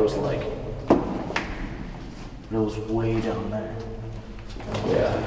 So we want to just do like the chant? Yes, the mod channel is a good idea. Wait, this is the one that didn't work before. Mine didn't work when we were in the lobby. And now it is? What? Yeah. But that's why it's in my front pocket, because I was like, oh, this one's done. Maybe the ghost was like, here, let me take the battery out of the SLS, put it in the cat ball. Is it possible for something to suppress that? I mean, Yeah, it's working totally fine now. All right. Well, I'll keep this one for later I then. think we should send one down. roll it down, You wanna roll it down? and then we'll Let's do. do this. Send it down. Then we'll follow in the wise words of Patty. Do the mod chant. Yes. Give it a couple minutes. See if anything happens with it. Okay. You know, and for safe measure, I'll throw mine too. Yeah. You do both? Alright. Ready? That one's called A, that one's called B. Which one gets done Ready? first? And go. Yo. Yo. Oh! Oh! Wait. Whoa! Look how far that is! He's still going. Wait, we can't even see him. If you are down there, you can move those balls to show us that you're here. Alright, y'all, so we just rolled the cat balls to the very bottom. We just walked about maybe halfway. Look how far down we are from where they're at. It's crazy. And it's maybe halfway. We're gonna do the Ma chant and try to awaken the spirits. And then after we do that, we're gonna sit quiet for a couple minutes and try to see if we can hear anything. You guys ready? Yeah. I'm gonna take a seat. That's pretty wet. I want to sit down. There's no wind out here, right? Did you just hear that? What just happened? You just heard that, Elton? No, I see something else. No, I just heard it like a... What did you see, Elton? Why is that string moving? There's a screen moving? Dude, I ain't heard it. I'm gonna take a seat.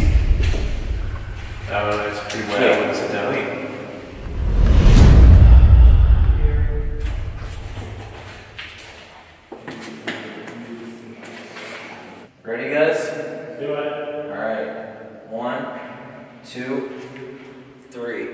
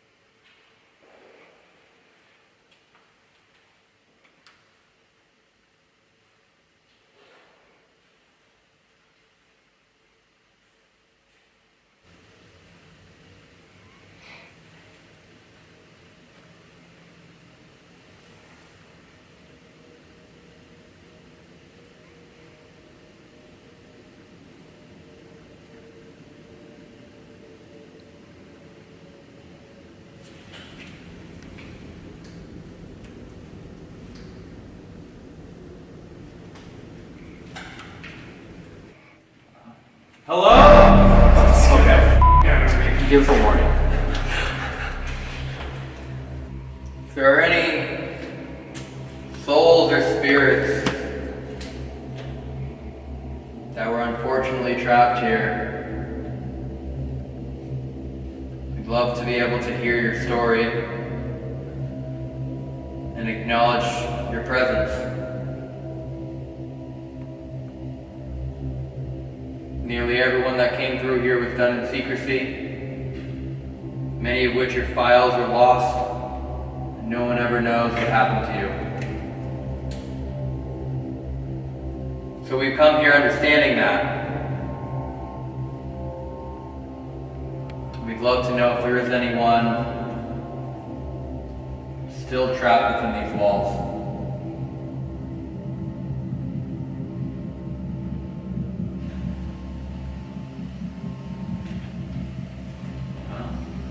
Whoa. What? K2 just went to red. I heard it. As I left. As you turned around. We're not here to hurt you. We just want to talk. Can you spike the K2 again? Touching it? I mean, that was the first time this went off the whole night. As I want to leave and give up. Are you embarrassed? Do you feel like this might be an embarrassing way to die? Well, perhaps we should head to the area that in the most haunted hallway in the world, and where Sarah is. Yeah, maybe we at least woke and anything in the building from doing the launch here. Such an eerie, especially knowing what happened here. Alright, entering floor number 4. One of our pieces of tape that we don't get to take down yet. Oh my god. Where the kids got trapped in a door that doesn't close and try to use a hatchet to open it. Well, let's see if it closes on us. And yet there is no lock holding the door closed. Push it open? Yeah, push it. Yep. Well, that's easy. Opens like please. I'm down to go to that big room where the piano was. We kept hearing the noises when we first walked in. You want to go all the way down there? Oh, That's we just passed that. Yeah. It's not on this floor? No, not even Someone close. could go upstairs one more to Sarah. To 502. That's the one Sarah's on. So 2 people go to 502 and 2 people go to the surgical room. So I feel like these devices and the cat balls would fare very well at 502 because the children's ward's up there. And then the surgical room, we can take everything else, the REM pod and all that. Yeah, I'm down for that. Alright, so it's you and Corey and Brandon and I are splitting? Sure. That means that we're going to Sarah's room, and pretty dark story happened there. It's actually pretty horrifying. Yeah, they we told talked- everybody that she hung herself. Oh yeah, but I don't think that's actually the truth. If you guys haven't seen it, part 1, he really explains it, but Yeah, he has a whole tattoo on his forearm this big dedicated to this room. it's pretty gruesome. It's pretty gruesome. So my phone has died. Yep. My SLS has died. Yep. My cat ball refused to work and then all of a sudden worked when we changed places. Yep. And as far as I know, we're in the most haunted place in America. We don't really have any other activity besides that. It's literally draining all of our equipment. That's the exit sign, right? Yeah. Red room. Oh man, dude, this takes me back to Insidious. Oh. Middle of the room.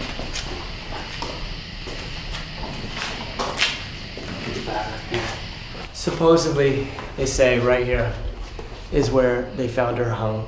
This is where they found her with the rope around her. Did you hear that? What? I just heard tapping. It sounded like it was coming from like.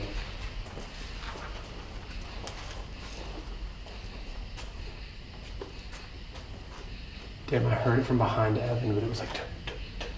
Alright, let's give this an old-fashioned trigger object. Let's Where'd go you this. put the rep on it? That's right behind you. It's not on yet. Okay. Turn on if you want. Yeah, I mean, I'm with you now. Alright, so we have a motion sensor light in the hallway, which is only gone off actually once in the history of 40 locations. Yeah, pretty much. This thing, which hasn't gone off for us yet.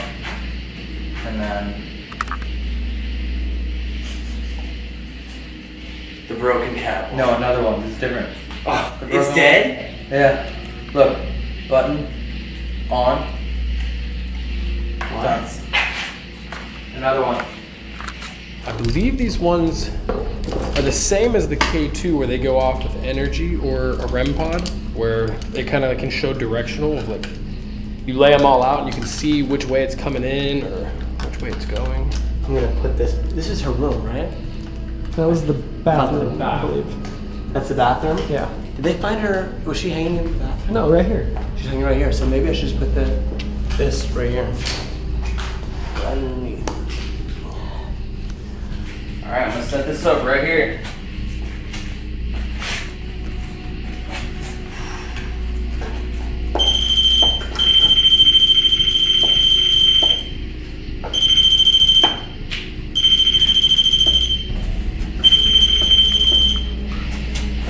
Yeah, that thing is next to impossible to set up. Yeah. So you want to lay them out a little farther? Yeah. We'll lay them out all the way to down here. Into this, you think? Yeah, take them out a little bit. Yeah, keep going.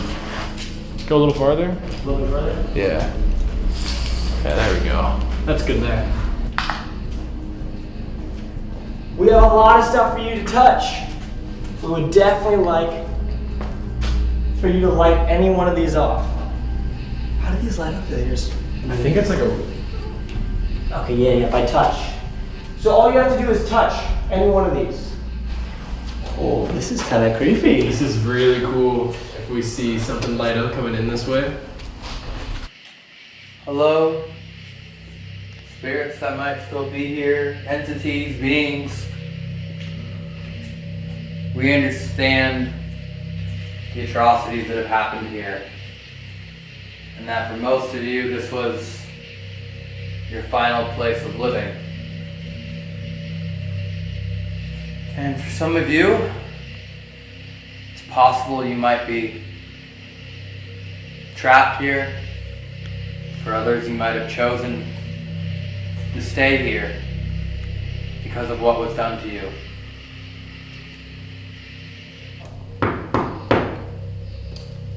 Sarah, my name is Corbin. I would love to talk to you, and I come in peace. I do not want to harm you at all.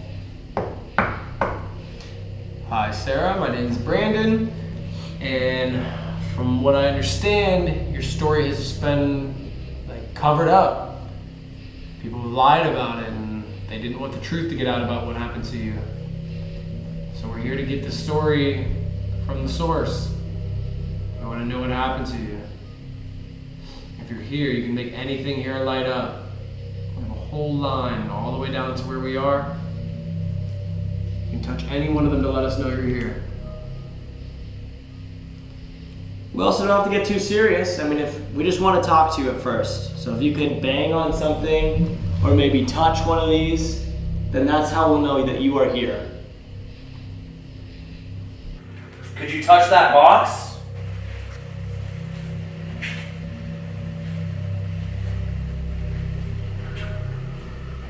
None of the tools here are meant to bring you any harm. They're just meant to let us know if you are here. Is it Sarah that we're talking to?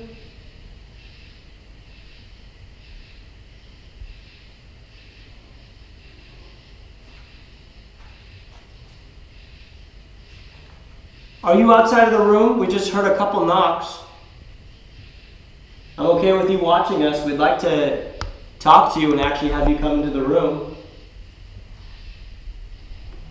Remember, we're not trying to hurt you. We just want to talk. Did you hear that knock over there? And then the knock. Yeah, for sure. On both sides of us, but not in the room here. When we've gone to places that are known to be the most haunted, we tend to have the least amount of activity. Yeah. And then when we go to the places where they're small, they're homey, they don't feel that intimidating. Insane activity. I mean, think about all the small places we go are the places where we kind of goof around and act like a family the most. Like Lizzie Borden, the Lair House, all of the smaller Burnbrae, Shanley, all the smaller places are where we kind of a little bit more lively and fun.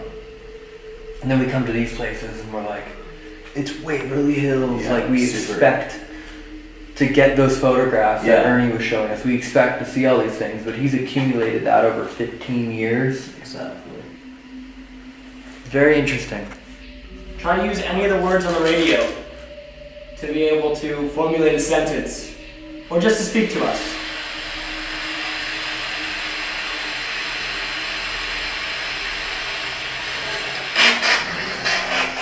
Are you here, Sarah? Yep. Yep. I heard that.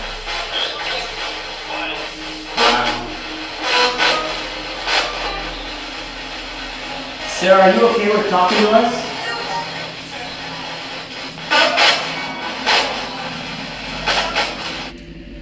If there's any spirits or anyone that wants to talk to us tonight, all you gotta do is touch that box. Answer yes or no.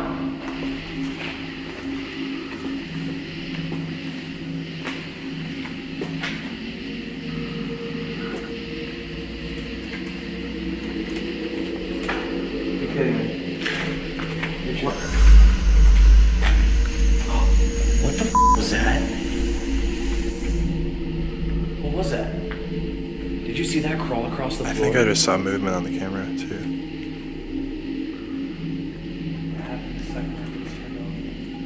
Did you see that? I heard it. No, I saw something crawling on the floor. I only heard it. I'm getting blinded by my screen. I actually can't see in front of me. As you pointed, I saw something. Yeah, let's walk up there.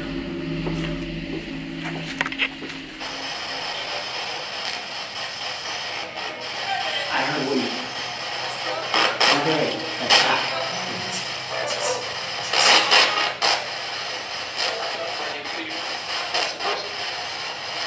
Sir, are you in the other room over there? Where the other kids used to be?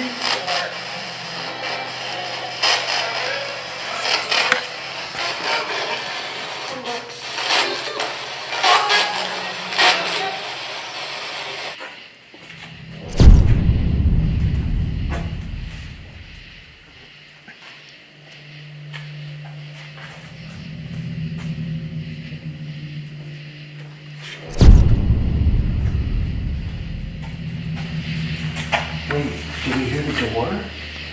What, are we close enough to the door where the hatchet marks are? Is that possibly what we heard? No. Where's the door with the hatchet marks? It's a little farther. It's further? Yeah, then we didn't hear it.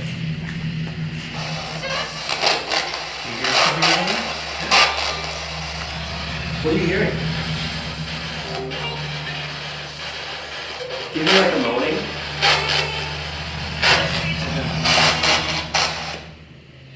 Brandon, what did you hear? I couldn't make it out. This was so loud next to me, but I heard something not coming from this, but in this room. So in my left ear, it sounded like a sweeping noise, like somebody like had like a old broom. Yeah. Could it be maintenance? Could be maintenance. You remember we have a spirit here that's a maintenance man. The old guy that was leaning against the wall. Yeah. He had the big set of keys. Is the maintenance man here?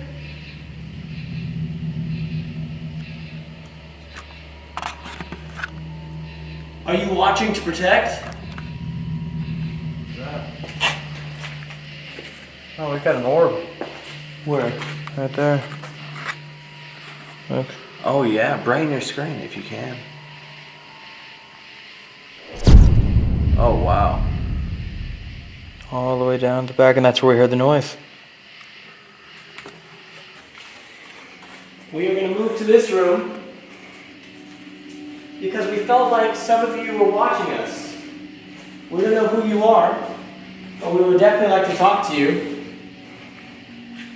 I'm going to put this REM pod right in the middle. And if you'd like to talk to us, tap on the wall. Tap that REM pod. Show us that you're here. We have the whole line through the hallway as well. If you moved out of your way, if you want to make yourself known over there, we'll let you have your space. Look at the temperature. In Fahrenheit? Whoa, what the hell? Before it just said like 78.6 degrees Fahrenheit, and now it's 82,000 degrees Fahrenheit. It's like going haywire. It's completely losing look at it. See, back to 86, 25,000. What? The temperature. And it's completely not, look, am I turning red? No. It's Completely almost done. like it broke. Wait, what? Sarah, are you there?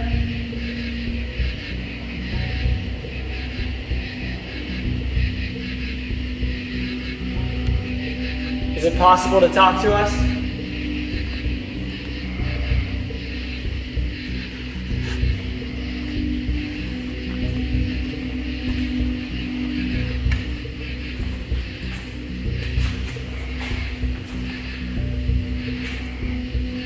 Who was he? Who was the man that did this to you? If you're the one that's destroying all of our devices, that's fine. Could you give us another sign that you're here?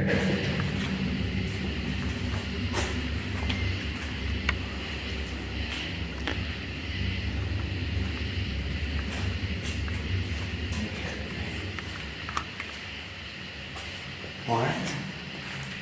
Did you see that? And I heard the knock. It wasn't even a knock. And look, okay. See? Normal temperature, 78.6. Totally working. Wait, do you want to aim it at that spot one more time? See if it does it again? Yeah. We loved trying to talk to you, but I know that it might be a little bit hard to talk about these serious situations. Yeah, I mean, I know you have people every single day of the year coming out here trying to communicate, so. That'd be so hard. All right, so we're gonna get out of your space, and we're gonna meet them at the hatchet door, right? Yeah, we're hatchet got trapped, and we're smashing the door with a hatchet. I'm excited for that. Let's go. All right. It's doing it. What the f? Right, we're back in the hallway. Yo. And Dude, we low-key might want to bring the tools to right here. dog. It was working perfectly fine. Wait. 10 feet over there. Here it goes. It's back.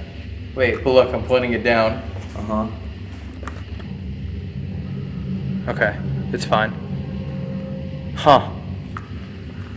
It's almost as if every time it like hits it, it just goes up to 100,000 degrees. That's what I'm saying.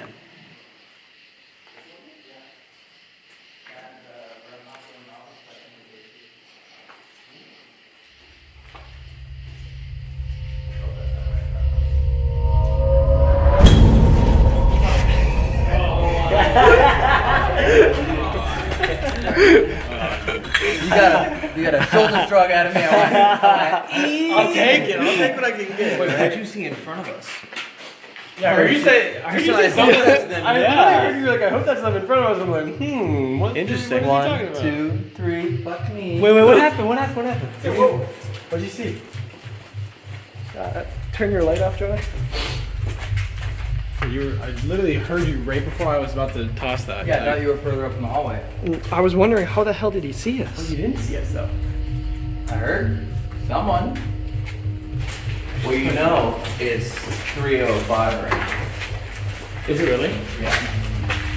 Hopefully. We're about to come up on Did you guys use the spare box still out there? Yeah, we did. You did too? Yeah, dude. We tried everything, man. It was very, very quiet. We got one, yeah. This is bizarre. I know. Like, Very. it's like the least activity we've ever gotten anywhere. You were saying that the only activity we've gotten is malfunction. The SLS dying, my phone dying, the thermal going up to 100,000 degrees Fahrenheit. You know what's weird is that it almost feels like it's not trying to talk to us. It's trying to suppress anything that we're trying to do to talk to them. I agree. And also, Ernie was saying that last night they had amazing results. So it's like, are they just tired? Or like, Could it be something about us? I mean, I sat upstairs. I was like, they got people in here every single day trying to communicate. Like, I think it's about to go crazy because it's 3 a.m. now. I think that they've been with us, draining the hell out of everything we have. probably just hoping that we'll leave, but I think when they realize we're not gonna leave, then it might get wild. Because I don't know about y'all, but like everything is being drained. Oh, big ass bag. Ooh, that one was a But big like, one. I'm not tired, but my body feels dead. Yeah. But I'm awake and I'm here. mentally, totally awake, physically, kind of Dead. kind of tired. Yeah. Also, a lot of walking, but still Not. I mean, we've not done that more. much. Yeah. You want to do 2 at the sisters and 2 at the coffins? Sure. I'm down to go to the coffins. Yeah. Alright, should we switch? Sure. Yeah, we could split I'll the go with groups you, up a Mark. little bit if you guys want. Sure. So, my idea is, I think we need to take this back to our roots.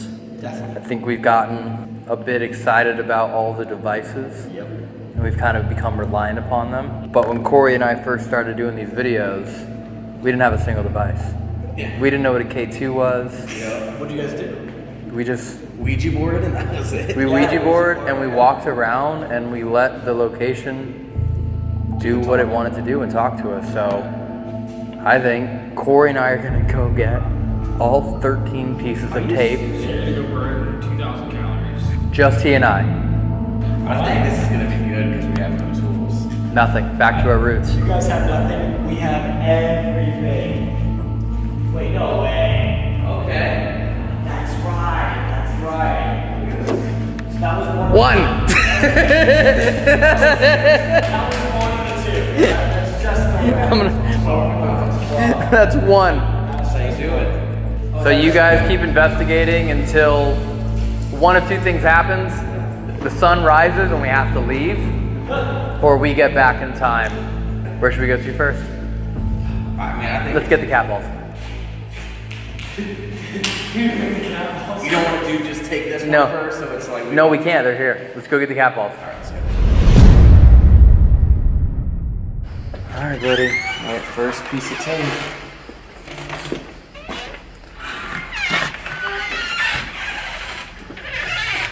Oh, yeah, this is already way worse. Yeah, it's just you and me. No devices. Should I make it even worse? No. Is that perfect? Okay, this is actually what we're seeing. Just for everyone watching. Oh, dude, that's perfect.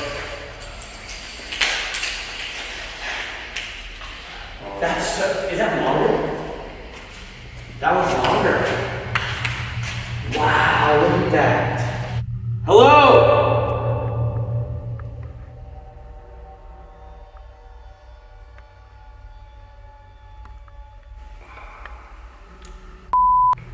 I'm gonna set the REM pod right where that perfect woman was in the back of that picture, which was completely great.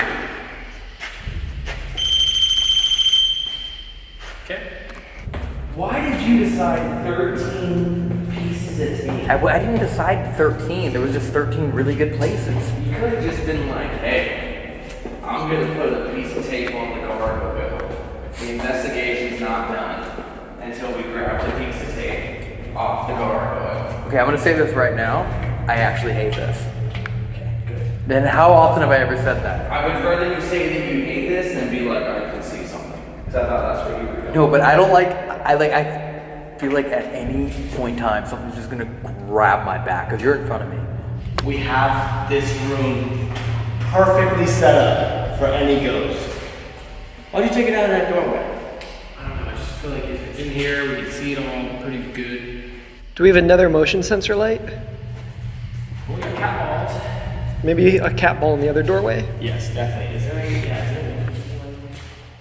Well, we have one in the doorway already. Oh, we have another motion sensor light. What? It sounds beautiful down here, dude. It does sound beautiful. Should we do it? Sure, let's do it until we get to the bottom. Come on, it says smile. Come on. We have every device we've ever known here to try to talk to you. God, I can only see when you take pictures. Whoa, there's something like glowing at the very bottom that flashes. You see it on the floor? There's something on the floor. It could have been yeah, I know that it's. You came down this far? Yeah, I went all the way past this. That's what I almost tripped on. Spiders. Spiders. Spiders? Spiders. Now, one thing I want to let you guys know is that we haven't gotten a lot of activity here. That's okay and everything, but we really would like to talk to you. If there's anybody here, would you mind just saying something? Maybe touching one of our devices? We have our REM pod here at the window. You can just touch that and it will go off. You just have to get really close to it. We have another one next to the window, or next to this door right here. We have a motion sensor. I have a K2 in my hand if you want to come up close and talk to us. We just have devices everywhere. Just try to move something. Anything.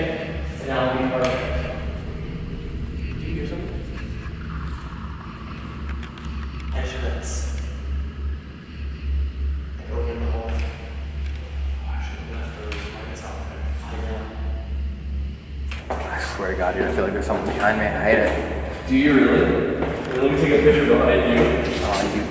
Can we take a picture? Smile! Whoa, it took like 3. Your picture's not there. Wait, what? I just took a picture of you and it. Take one again. Do it again.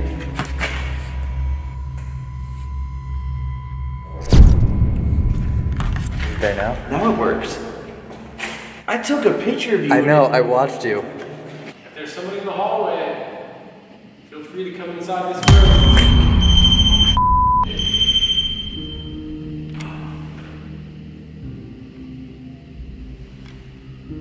Okay, let's switch over a little bit. Let's sit in one chair. Okay, this is wow. Okay, I wasn't ready for that one at all. I wasn't ready for you to be here. Cool. So, Are you the person in the picture with the two girls that was in the background that kind of looked like you had your face painted? If you are, you can touch any one of these devices and let us know.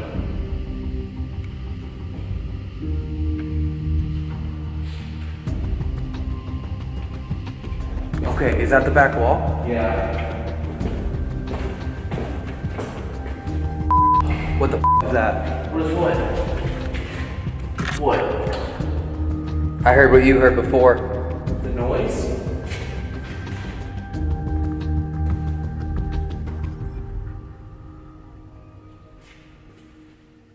Yo. Alright, you know what? Just be real quick. I'm about to turn on this flashlight. I'm about to grab a cat. Would you mind touching it if you are a female?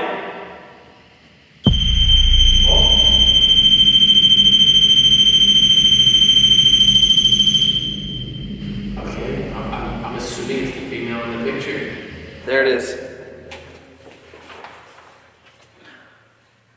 Whoa. It's not ours. Oh, that's someone else. That's not our cat ball. And it's There's initials on it. It's completely destroyed. So where's ours? Where the is ours? There it is. Right there. Look at that thing. Don't do it. Don't help me. Oh my god. Don't tell me it's done. It's done. I honestly wasn't ready for you to light up one of these string lights, but next light I see, I'll take that as you being ready, and I'll snap a photo. We're leaving. And I'm not sure if we may ever come back. But anything you'd like to say, move, touch, we'll hear it. If you want us to bring your ball back, if you can give me a sign, I'll make sure I throw it back when we get to the top. Got it right here. It might be tough to answer the questions. So I can give you this. This might be helpful to communicate. You can beat that REM pod once or make it light up once for yes. Beat twice, light up twice for 2. And make it light up 3 times if you don't know. All right. I'm gonna throw your ball back. We'll wait for it to stop moving, and if you want to dribble it around, we should be able to hear it.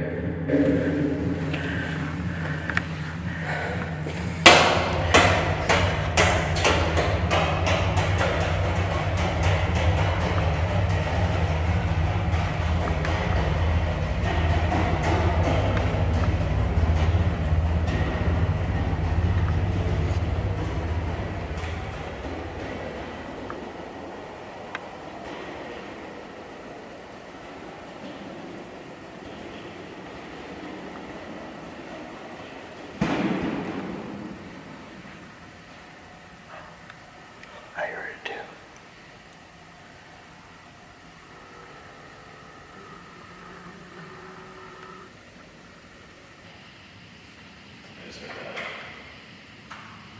You in the hallway?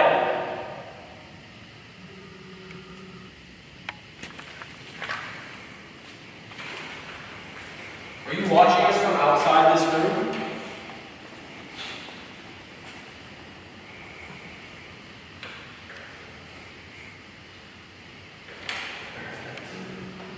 I think the only other tape on floor 1 is in the maze. Maze? Yeah. All right. Well, thank you for talking to us. I know it was very brief, but we really enjoyed talking to you. So maybe you can make that go off one more time to say goodbye. Goodbye to you.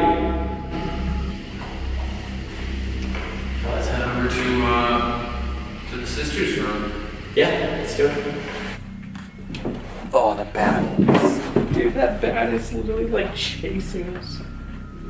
Yes, they're here. Oh my god, Look at this. Look at that. Okay, if I...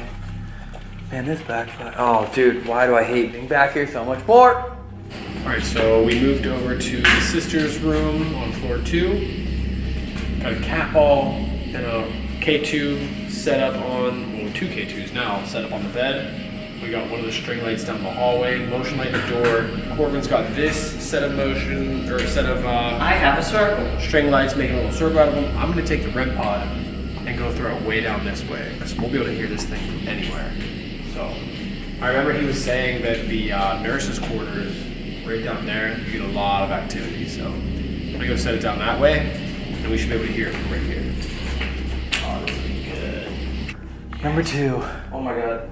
What? Might be taped to the page. Yeah, open it up. Oh no. I mean, fortunately, it's a prop book. Where is it?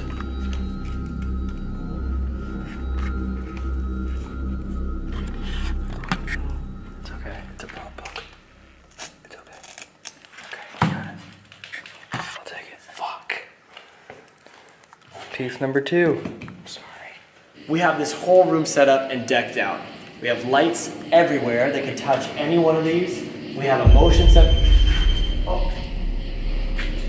The nurse's quarters.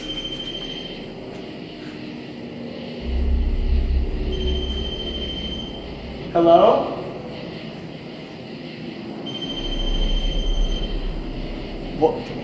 What do we do? Like, I don't know. I have my full setup over here. I wasn't expecting that. Would you like us to come over there?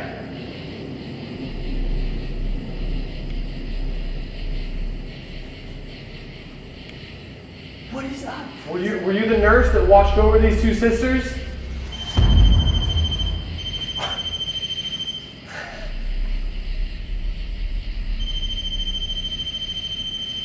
You're welcome to come down here and join us. Can you come over here? Is that possible?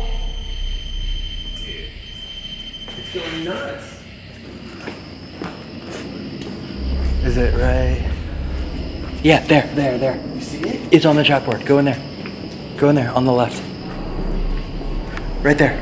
Yep. Yeah. 3. Alright. 3. 10 more. That's not bad. Look at all their lights. Oh, the REM pod's right here. And this is where it was going on. Wait, they're all the way down there. Yeah. Telling him to go down. I'm staying here with the sisters. No, you gotta get closer, Brandon. I don't want to. Should we go over there? No, we're good here. Brandon, you gotta get closer. Do you mind if I take a photo of you? He says that 3 photos in. And then there it is. Why do I feel like each piece of tape we get is like we're solving a clue? It's like, oh, the tape is in here. Oh, the tape is in there. Did you ever listen to Nelly growing up? A little bit. A little bit of Nelly? A little bit of Nelly.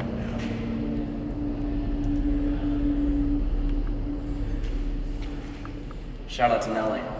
Why did the nurse? What?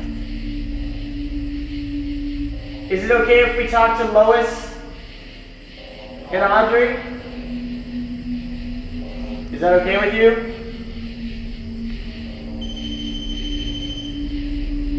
Okay.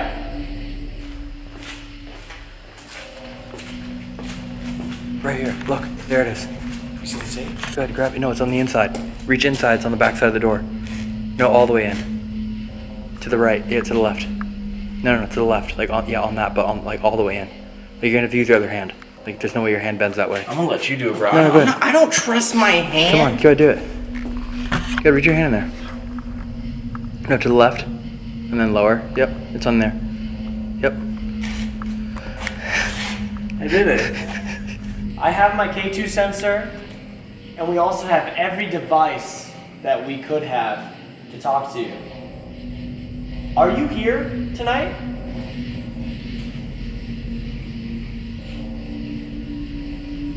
You can move any one of the lights, anything on the floor. We also have a motion sensor in the door frame. Would you let me know if you would like to talk?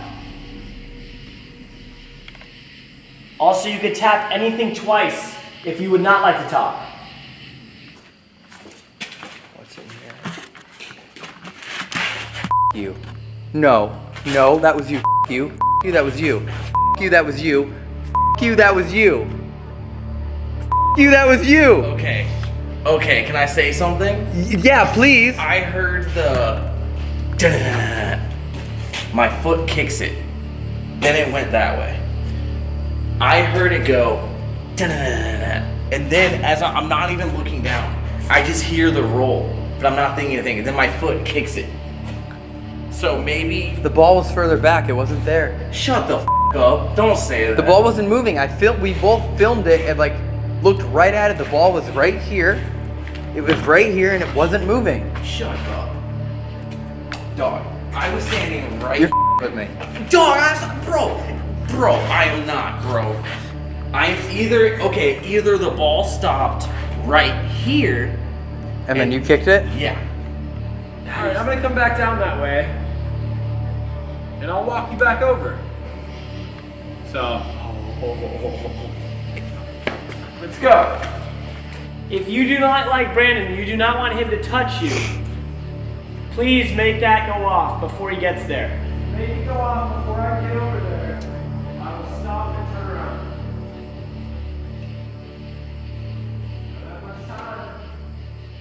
Does this fit right here? Yeah. That's it. Tape. That's 6? Is that 6 or 7? 6. No, 7. That bed doesn't seem very comfy.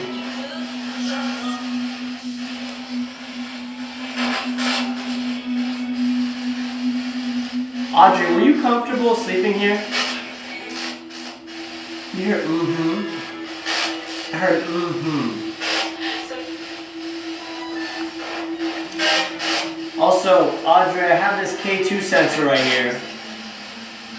You can tell us multiple ways if you're here.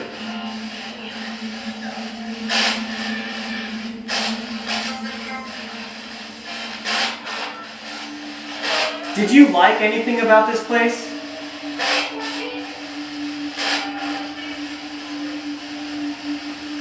Or did you hate being here? Or did you dislike this place? Yeah, there's one right there in the light. Okay. Straight above you. Okay. That's 8. 8? That's 8. We're getting somewhere. Let's go up. And then there should be 9 and 10 above us. Do you want us to leave?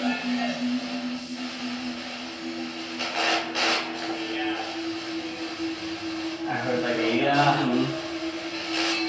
Do you want us to leave so you can get your rest? Sure.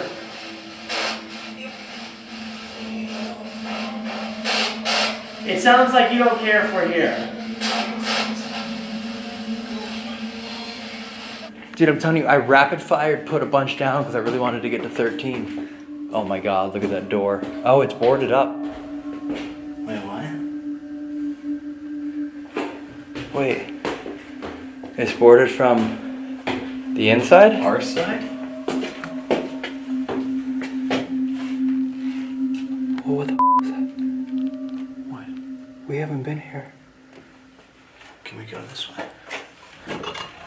Yes, we can. Let's put the wood back then.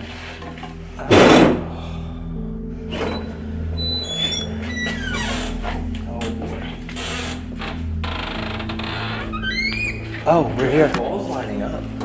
Yeah, that's the glow in the dark one. But look, this is 502. Yep. So there's tape right here. Yep. There it is. That's 9. I wish you could have more. Yeah. I mean, if you just let us know one final time and we'll leave. If you want us to go, we'll go.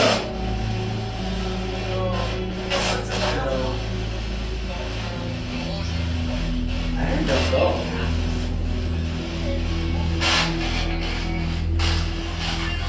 I think I heard don't go, but I can't count on this. Could you move something, any light, make the REM pod go off, touch anything if you don't want us to go? Literally anything.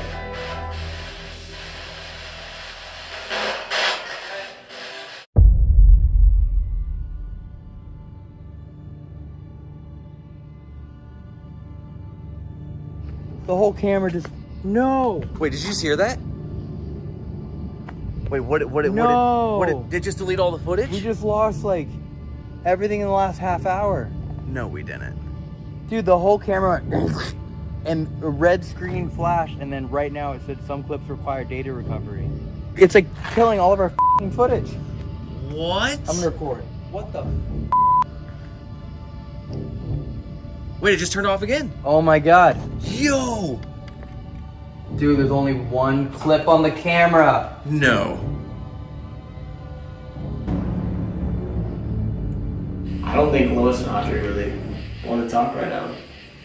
That's all good. Yeah, it's fine. That's yeah, fine. I understand they probably want their rest. Yeah. By the way, brand new camera. This is 100% brand new out of the box. Dude, there's no way. But it's the same other camera. It just matches the other one that we've been using forever. So they should be here. Well, let's go out to the balcony and then we'll see them.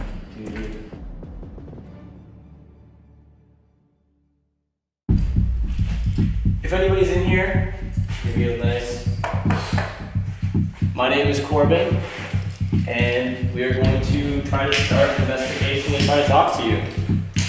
I have a K2 sensor right here in my hand, so if you're right next to me, I'll be able to sense it. And Brandon is already in the morgue. What do you call that, a tray? He's already in the tray. So he really, really wants to talk to you. If you're in there. Is that flashing? I just saw that. That's flashing. Is it? These are flashing, right? Yeah. Are you flashing these lights? You might be the first person we've seen flash these lights. Wow, this is very cool. So, it's obvious you're here. Would you mind touching Brandon inside of the tray? I've been filming YouTube videos since 2016. Over 500 videos. This has never happened. No, Ever. Why would a camera just randomly be like, all right, let's clear the card? It didn't even, like, it corrupted. Every single file has just like a question mark or nothing. And 3 beeps for an I don't know. Do you understand?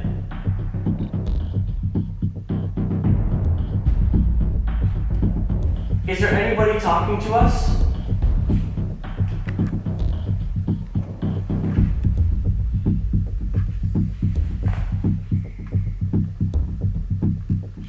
Do you enjoy using the lights and not touching the REM pod on the table? Elton just said meet at Gargoyle. Not good news.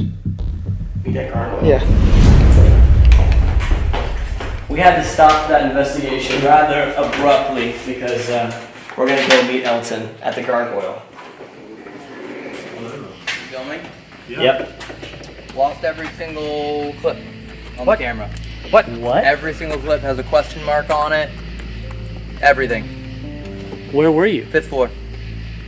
Lily, one on the 5th floor, walked around for 30 seconds, grabbed the tape, walked outside to the balcony. Whole camera just goes flashes orange, turns off, says the clip recovery. You go through the menu, every single clip has a question mark. All of them. Everything. Everything on this camera for the entire night. I tried turning it back on, turned off. Tried turning it back on, turned off. Tried turning it back on, turned off. Once we left the 5th floor, started filming again. Those clips are fine. Should we go to the 5th floor? I'm like mad. Yeah. Like it's. Well, yeah. Let's go to the. Oh. What do you think about going to the 5th floor with that Nope. camera? Nope. Nope. Nope. First time. Never had that happen. It cleared the entire card. And like battery, brand new battery in, no issues. It's not like the IR GoPros where the battery died and then we lost the clip because like the camera turned off. Holy Anyways, we're gonna get the gargoyle tape. You're gonna have to get some recovery software and see if you can recover any of those clips. Yeah. We're gonna get the gargoyle tape, and then we have to get the last two, which we figured there's no point getting them unless it's on camera. Yeah, yeah. But it's the morgue and the I was cafeteria. just laying inside the tray. Oh, did you get the tape? I don't know where you put it. I was reaching around and I was feeling some gross stuff, so I didn't reach any farther. Well, the good news is we got some stuff. So. All right. Do you still have the clips? I hope so. I think so. Let's find out by the end of this. Number 11. That's 11? We got two more. I know where they are. Morgue is 12. The morgue, and then on the ball in the cafeteria. That's 13. Where's the ball? The one on the bouncy ball. Oh, yeah. Yeah. Where's the cafeteria? That was the main room with all the lights. Where I got in the casket. I got the hot Dude. box. Oh, so no, we're missing one more. The coffin.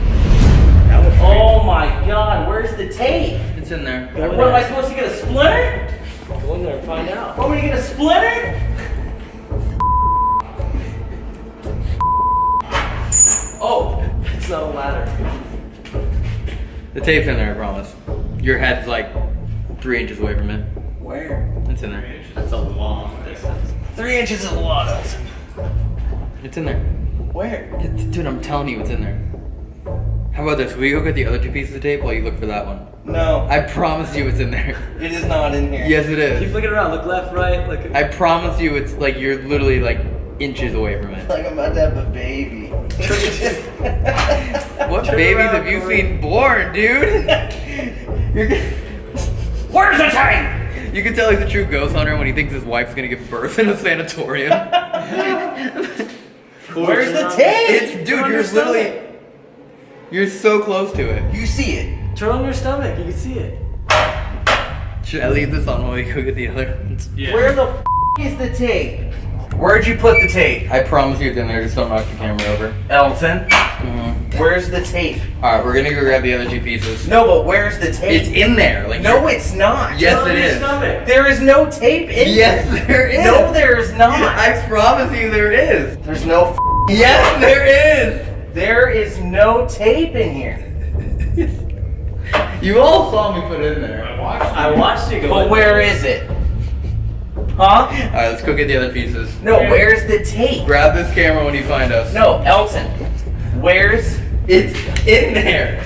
I promise you 1,000,000% for sure it's in there and you're inches away from it. There's no tape in here. Oh, that was actually a close one. There you go. You got it on the ball. Number 12. On the ball. Alright, I'm getting out. This. Said this. This. This. This. And then the coffin. It's directly in front of us. The coffin is this way? I think Brandon needs to go full circle. I think it's down on the floor. They probably went up.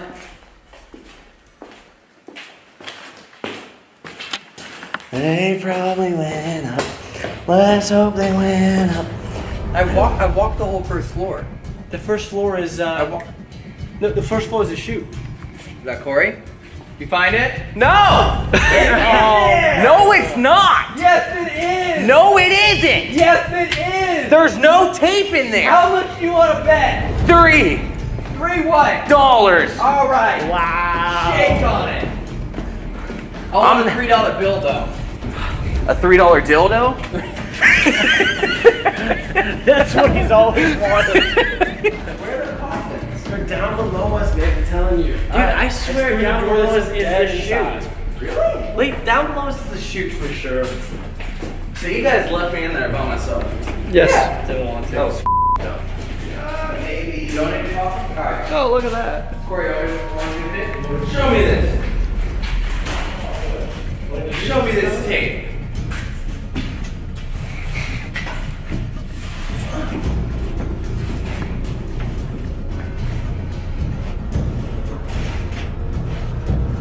Oh. Yep.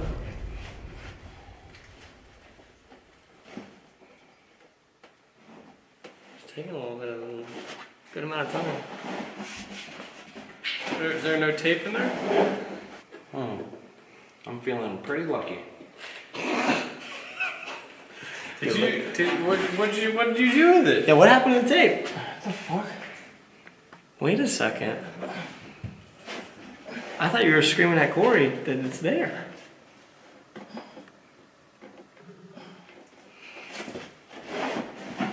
He found it.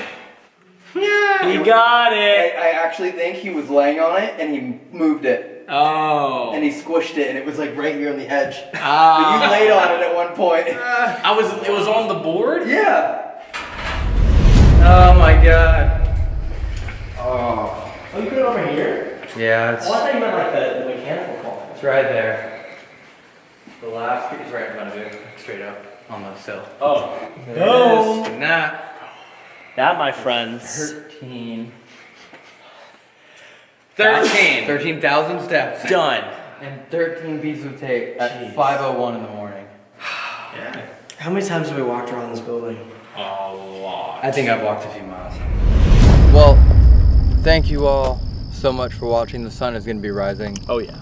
Pretty dang soon. Yeah. By far the most interesting night I think we've ever had, and the most frustrating.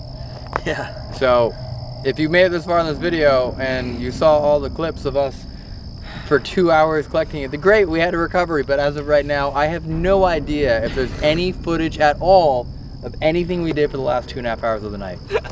Our cameras were good. We're all good. Yeah. And we got some good stuff. No, we got some good stuff, and it may be gone. It may or may not. We Nobody's got gonna be some able to find amazing that out. stuff with absolutely no tools, no devices. Like, clear as day, doors slamming. No explanation for it at all. I mean, the noises in the tunnel. Seriously, thank you all for watching this series. It is bizarre to me how some places we go, we get just amazing activity, and other places It kind of balances out. nothing. This So place it was is. very quiet for most of the night. It's like what he said. It's fishing. Yep. It's fishing. Sometimes you get an amazing catch, and sometimes you get absolutely nothing. I mean, it was quiet up until like 3:30, and then it got. It was kinda quiet nuts. until I took my camera and silenced it Yeah, for eternity. Yep. maybe, But possibly eternity. thank you all for watching again. Again, there's the Overnight channel, so check out that for weekly paranormal investigations and other kind of videos in that realm. The next video after this, I think, is us going to Slip and Fly Fest. So the next video is going to be a polar opposite. We're going to see about 1,500 people face planting off of slip and flies. Oh, you're gonna see the most brutal slams you've ever witnessed. And then we're doing Olympic high diving. We're going to train to be Olympic high diver, With Red Bull freestyle high jumpers. divers. Yeah. And then we're taking over an amusement park, one of the best amusement parks in the country. And then after that, we go to Chernobyl. Oh my God. So, oh, actually, before that is the Disney castles. Oh, that's right. So, yeah. So, amusement park, Disney castles, then Chernobyl. There's so many things. And then high diving with Red Bull divers, slip and fly. Just sounds made up. Honestly. yeah, and then we're doing urban exploring in Ukraine, and then we're going caving in Ukraine, on a castle in Ukraine, and we're actually going to Auschwitz, and then we're going to Romania, Hoi by Choi, Selina Turda, Banfi Castle, Corvin Castle, Bron Castle. Wait, what? Go to Corbin's Castle? Corvin with the V. There's a lot of videos coming up. And then we're going back to the catacombs, and then we're probably going to Italy for 2 days, and then we're going to the UK for 15 days. So that's all coming up, TFIL and the Overnight channel. Stay tuned. Busy schedule. We need to sleep because we're going to Bobby Mackey's tomorrow, and that's for the Overnight channel. So. Oh, we're going there today. We're going to Bobby Mackey's. Mackey's later today. In 12 hours. In less than 12 hours. And here's one last note about Waverly Hills. If you don't know the name, it's because they would make the patient wave anytime someone would enter. So you would see them all on the balcony, and they'd be like, "Hello, welcome to Waverly Hills, where we wave." And that became the name Waverly Hills. That sounds legit. Is that really how it got its name? Yeah. Actually, They're on the hill, and they're like, hey, make sure to wave. like Waverly. Like, be orderly and wave. and then they named. And then they were like, Waverly Hills. That's really cool.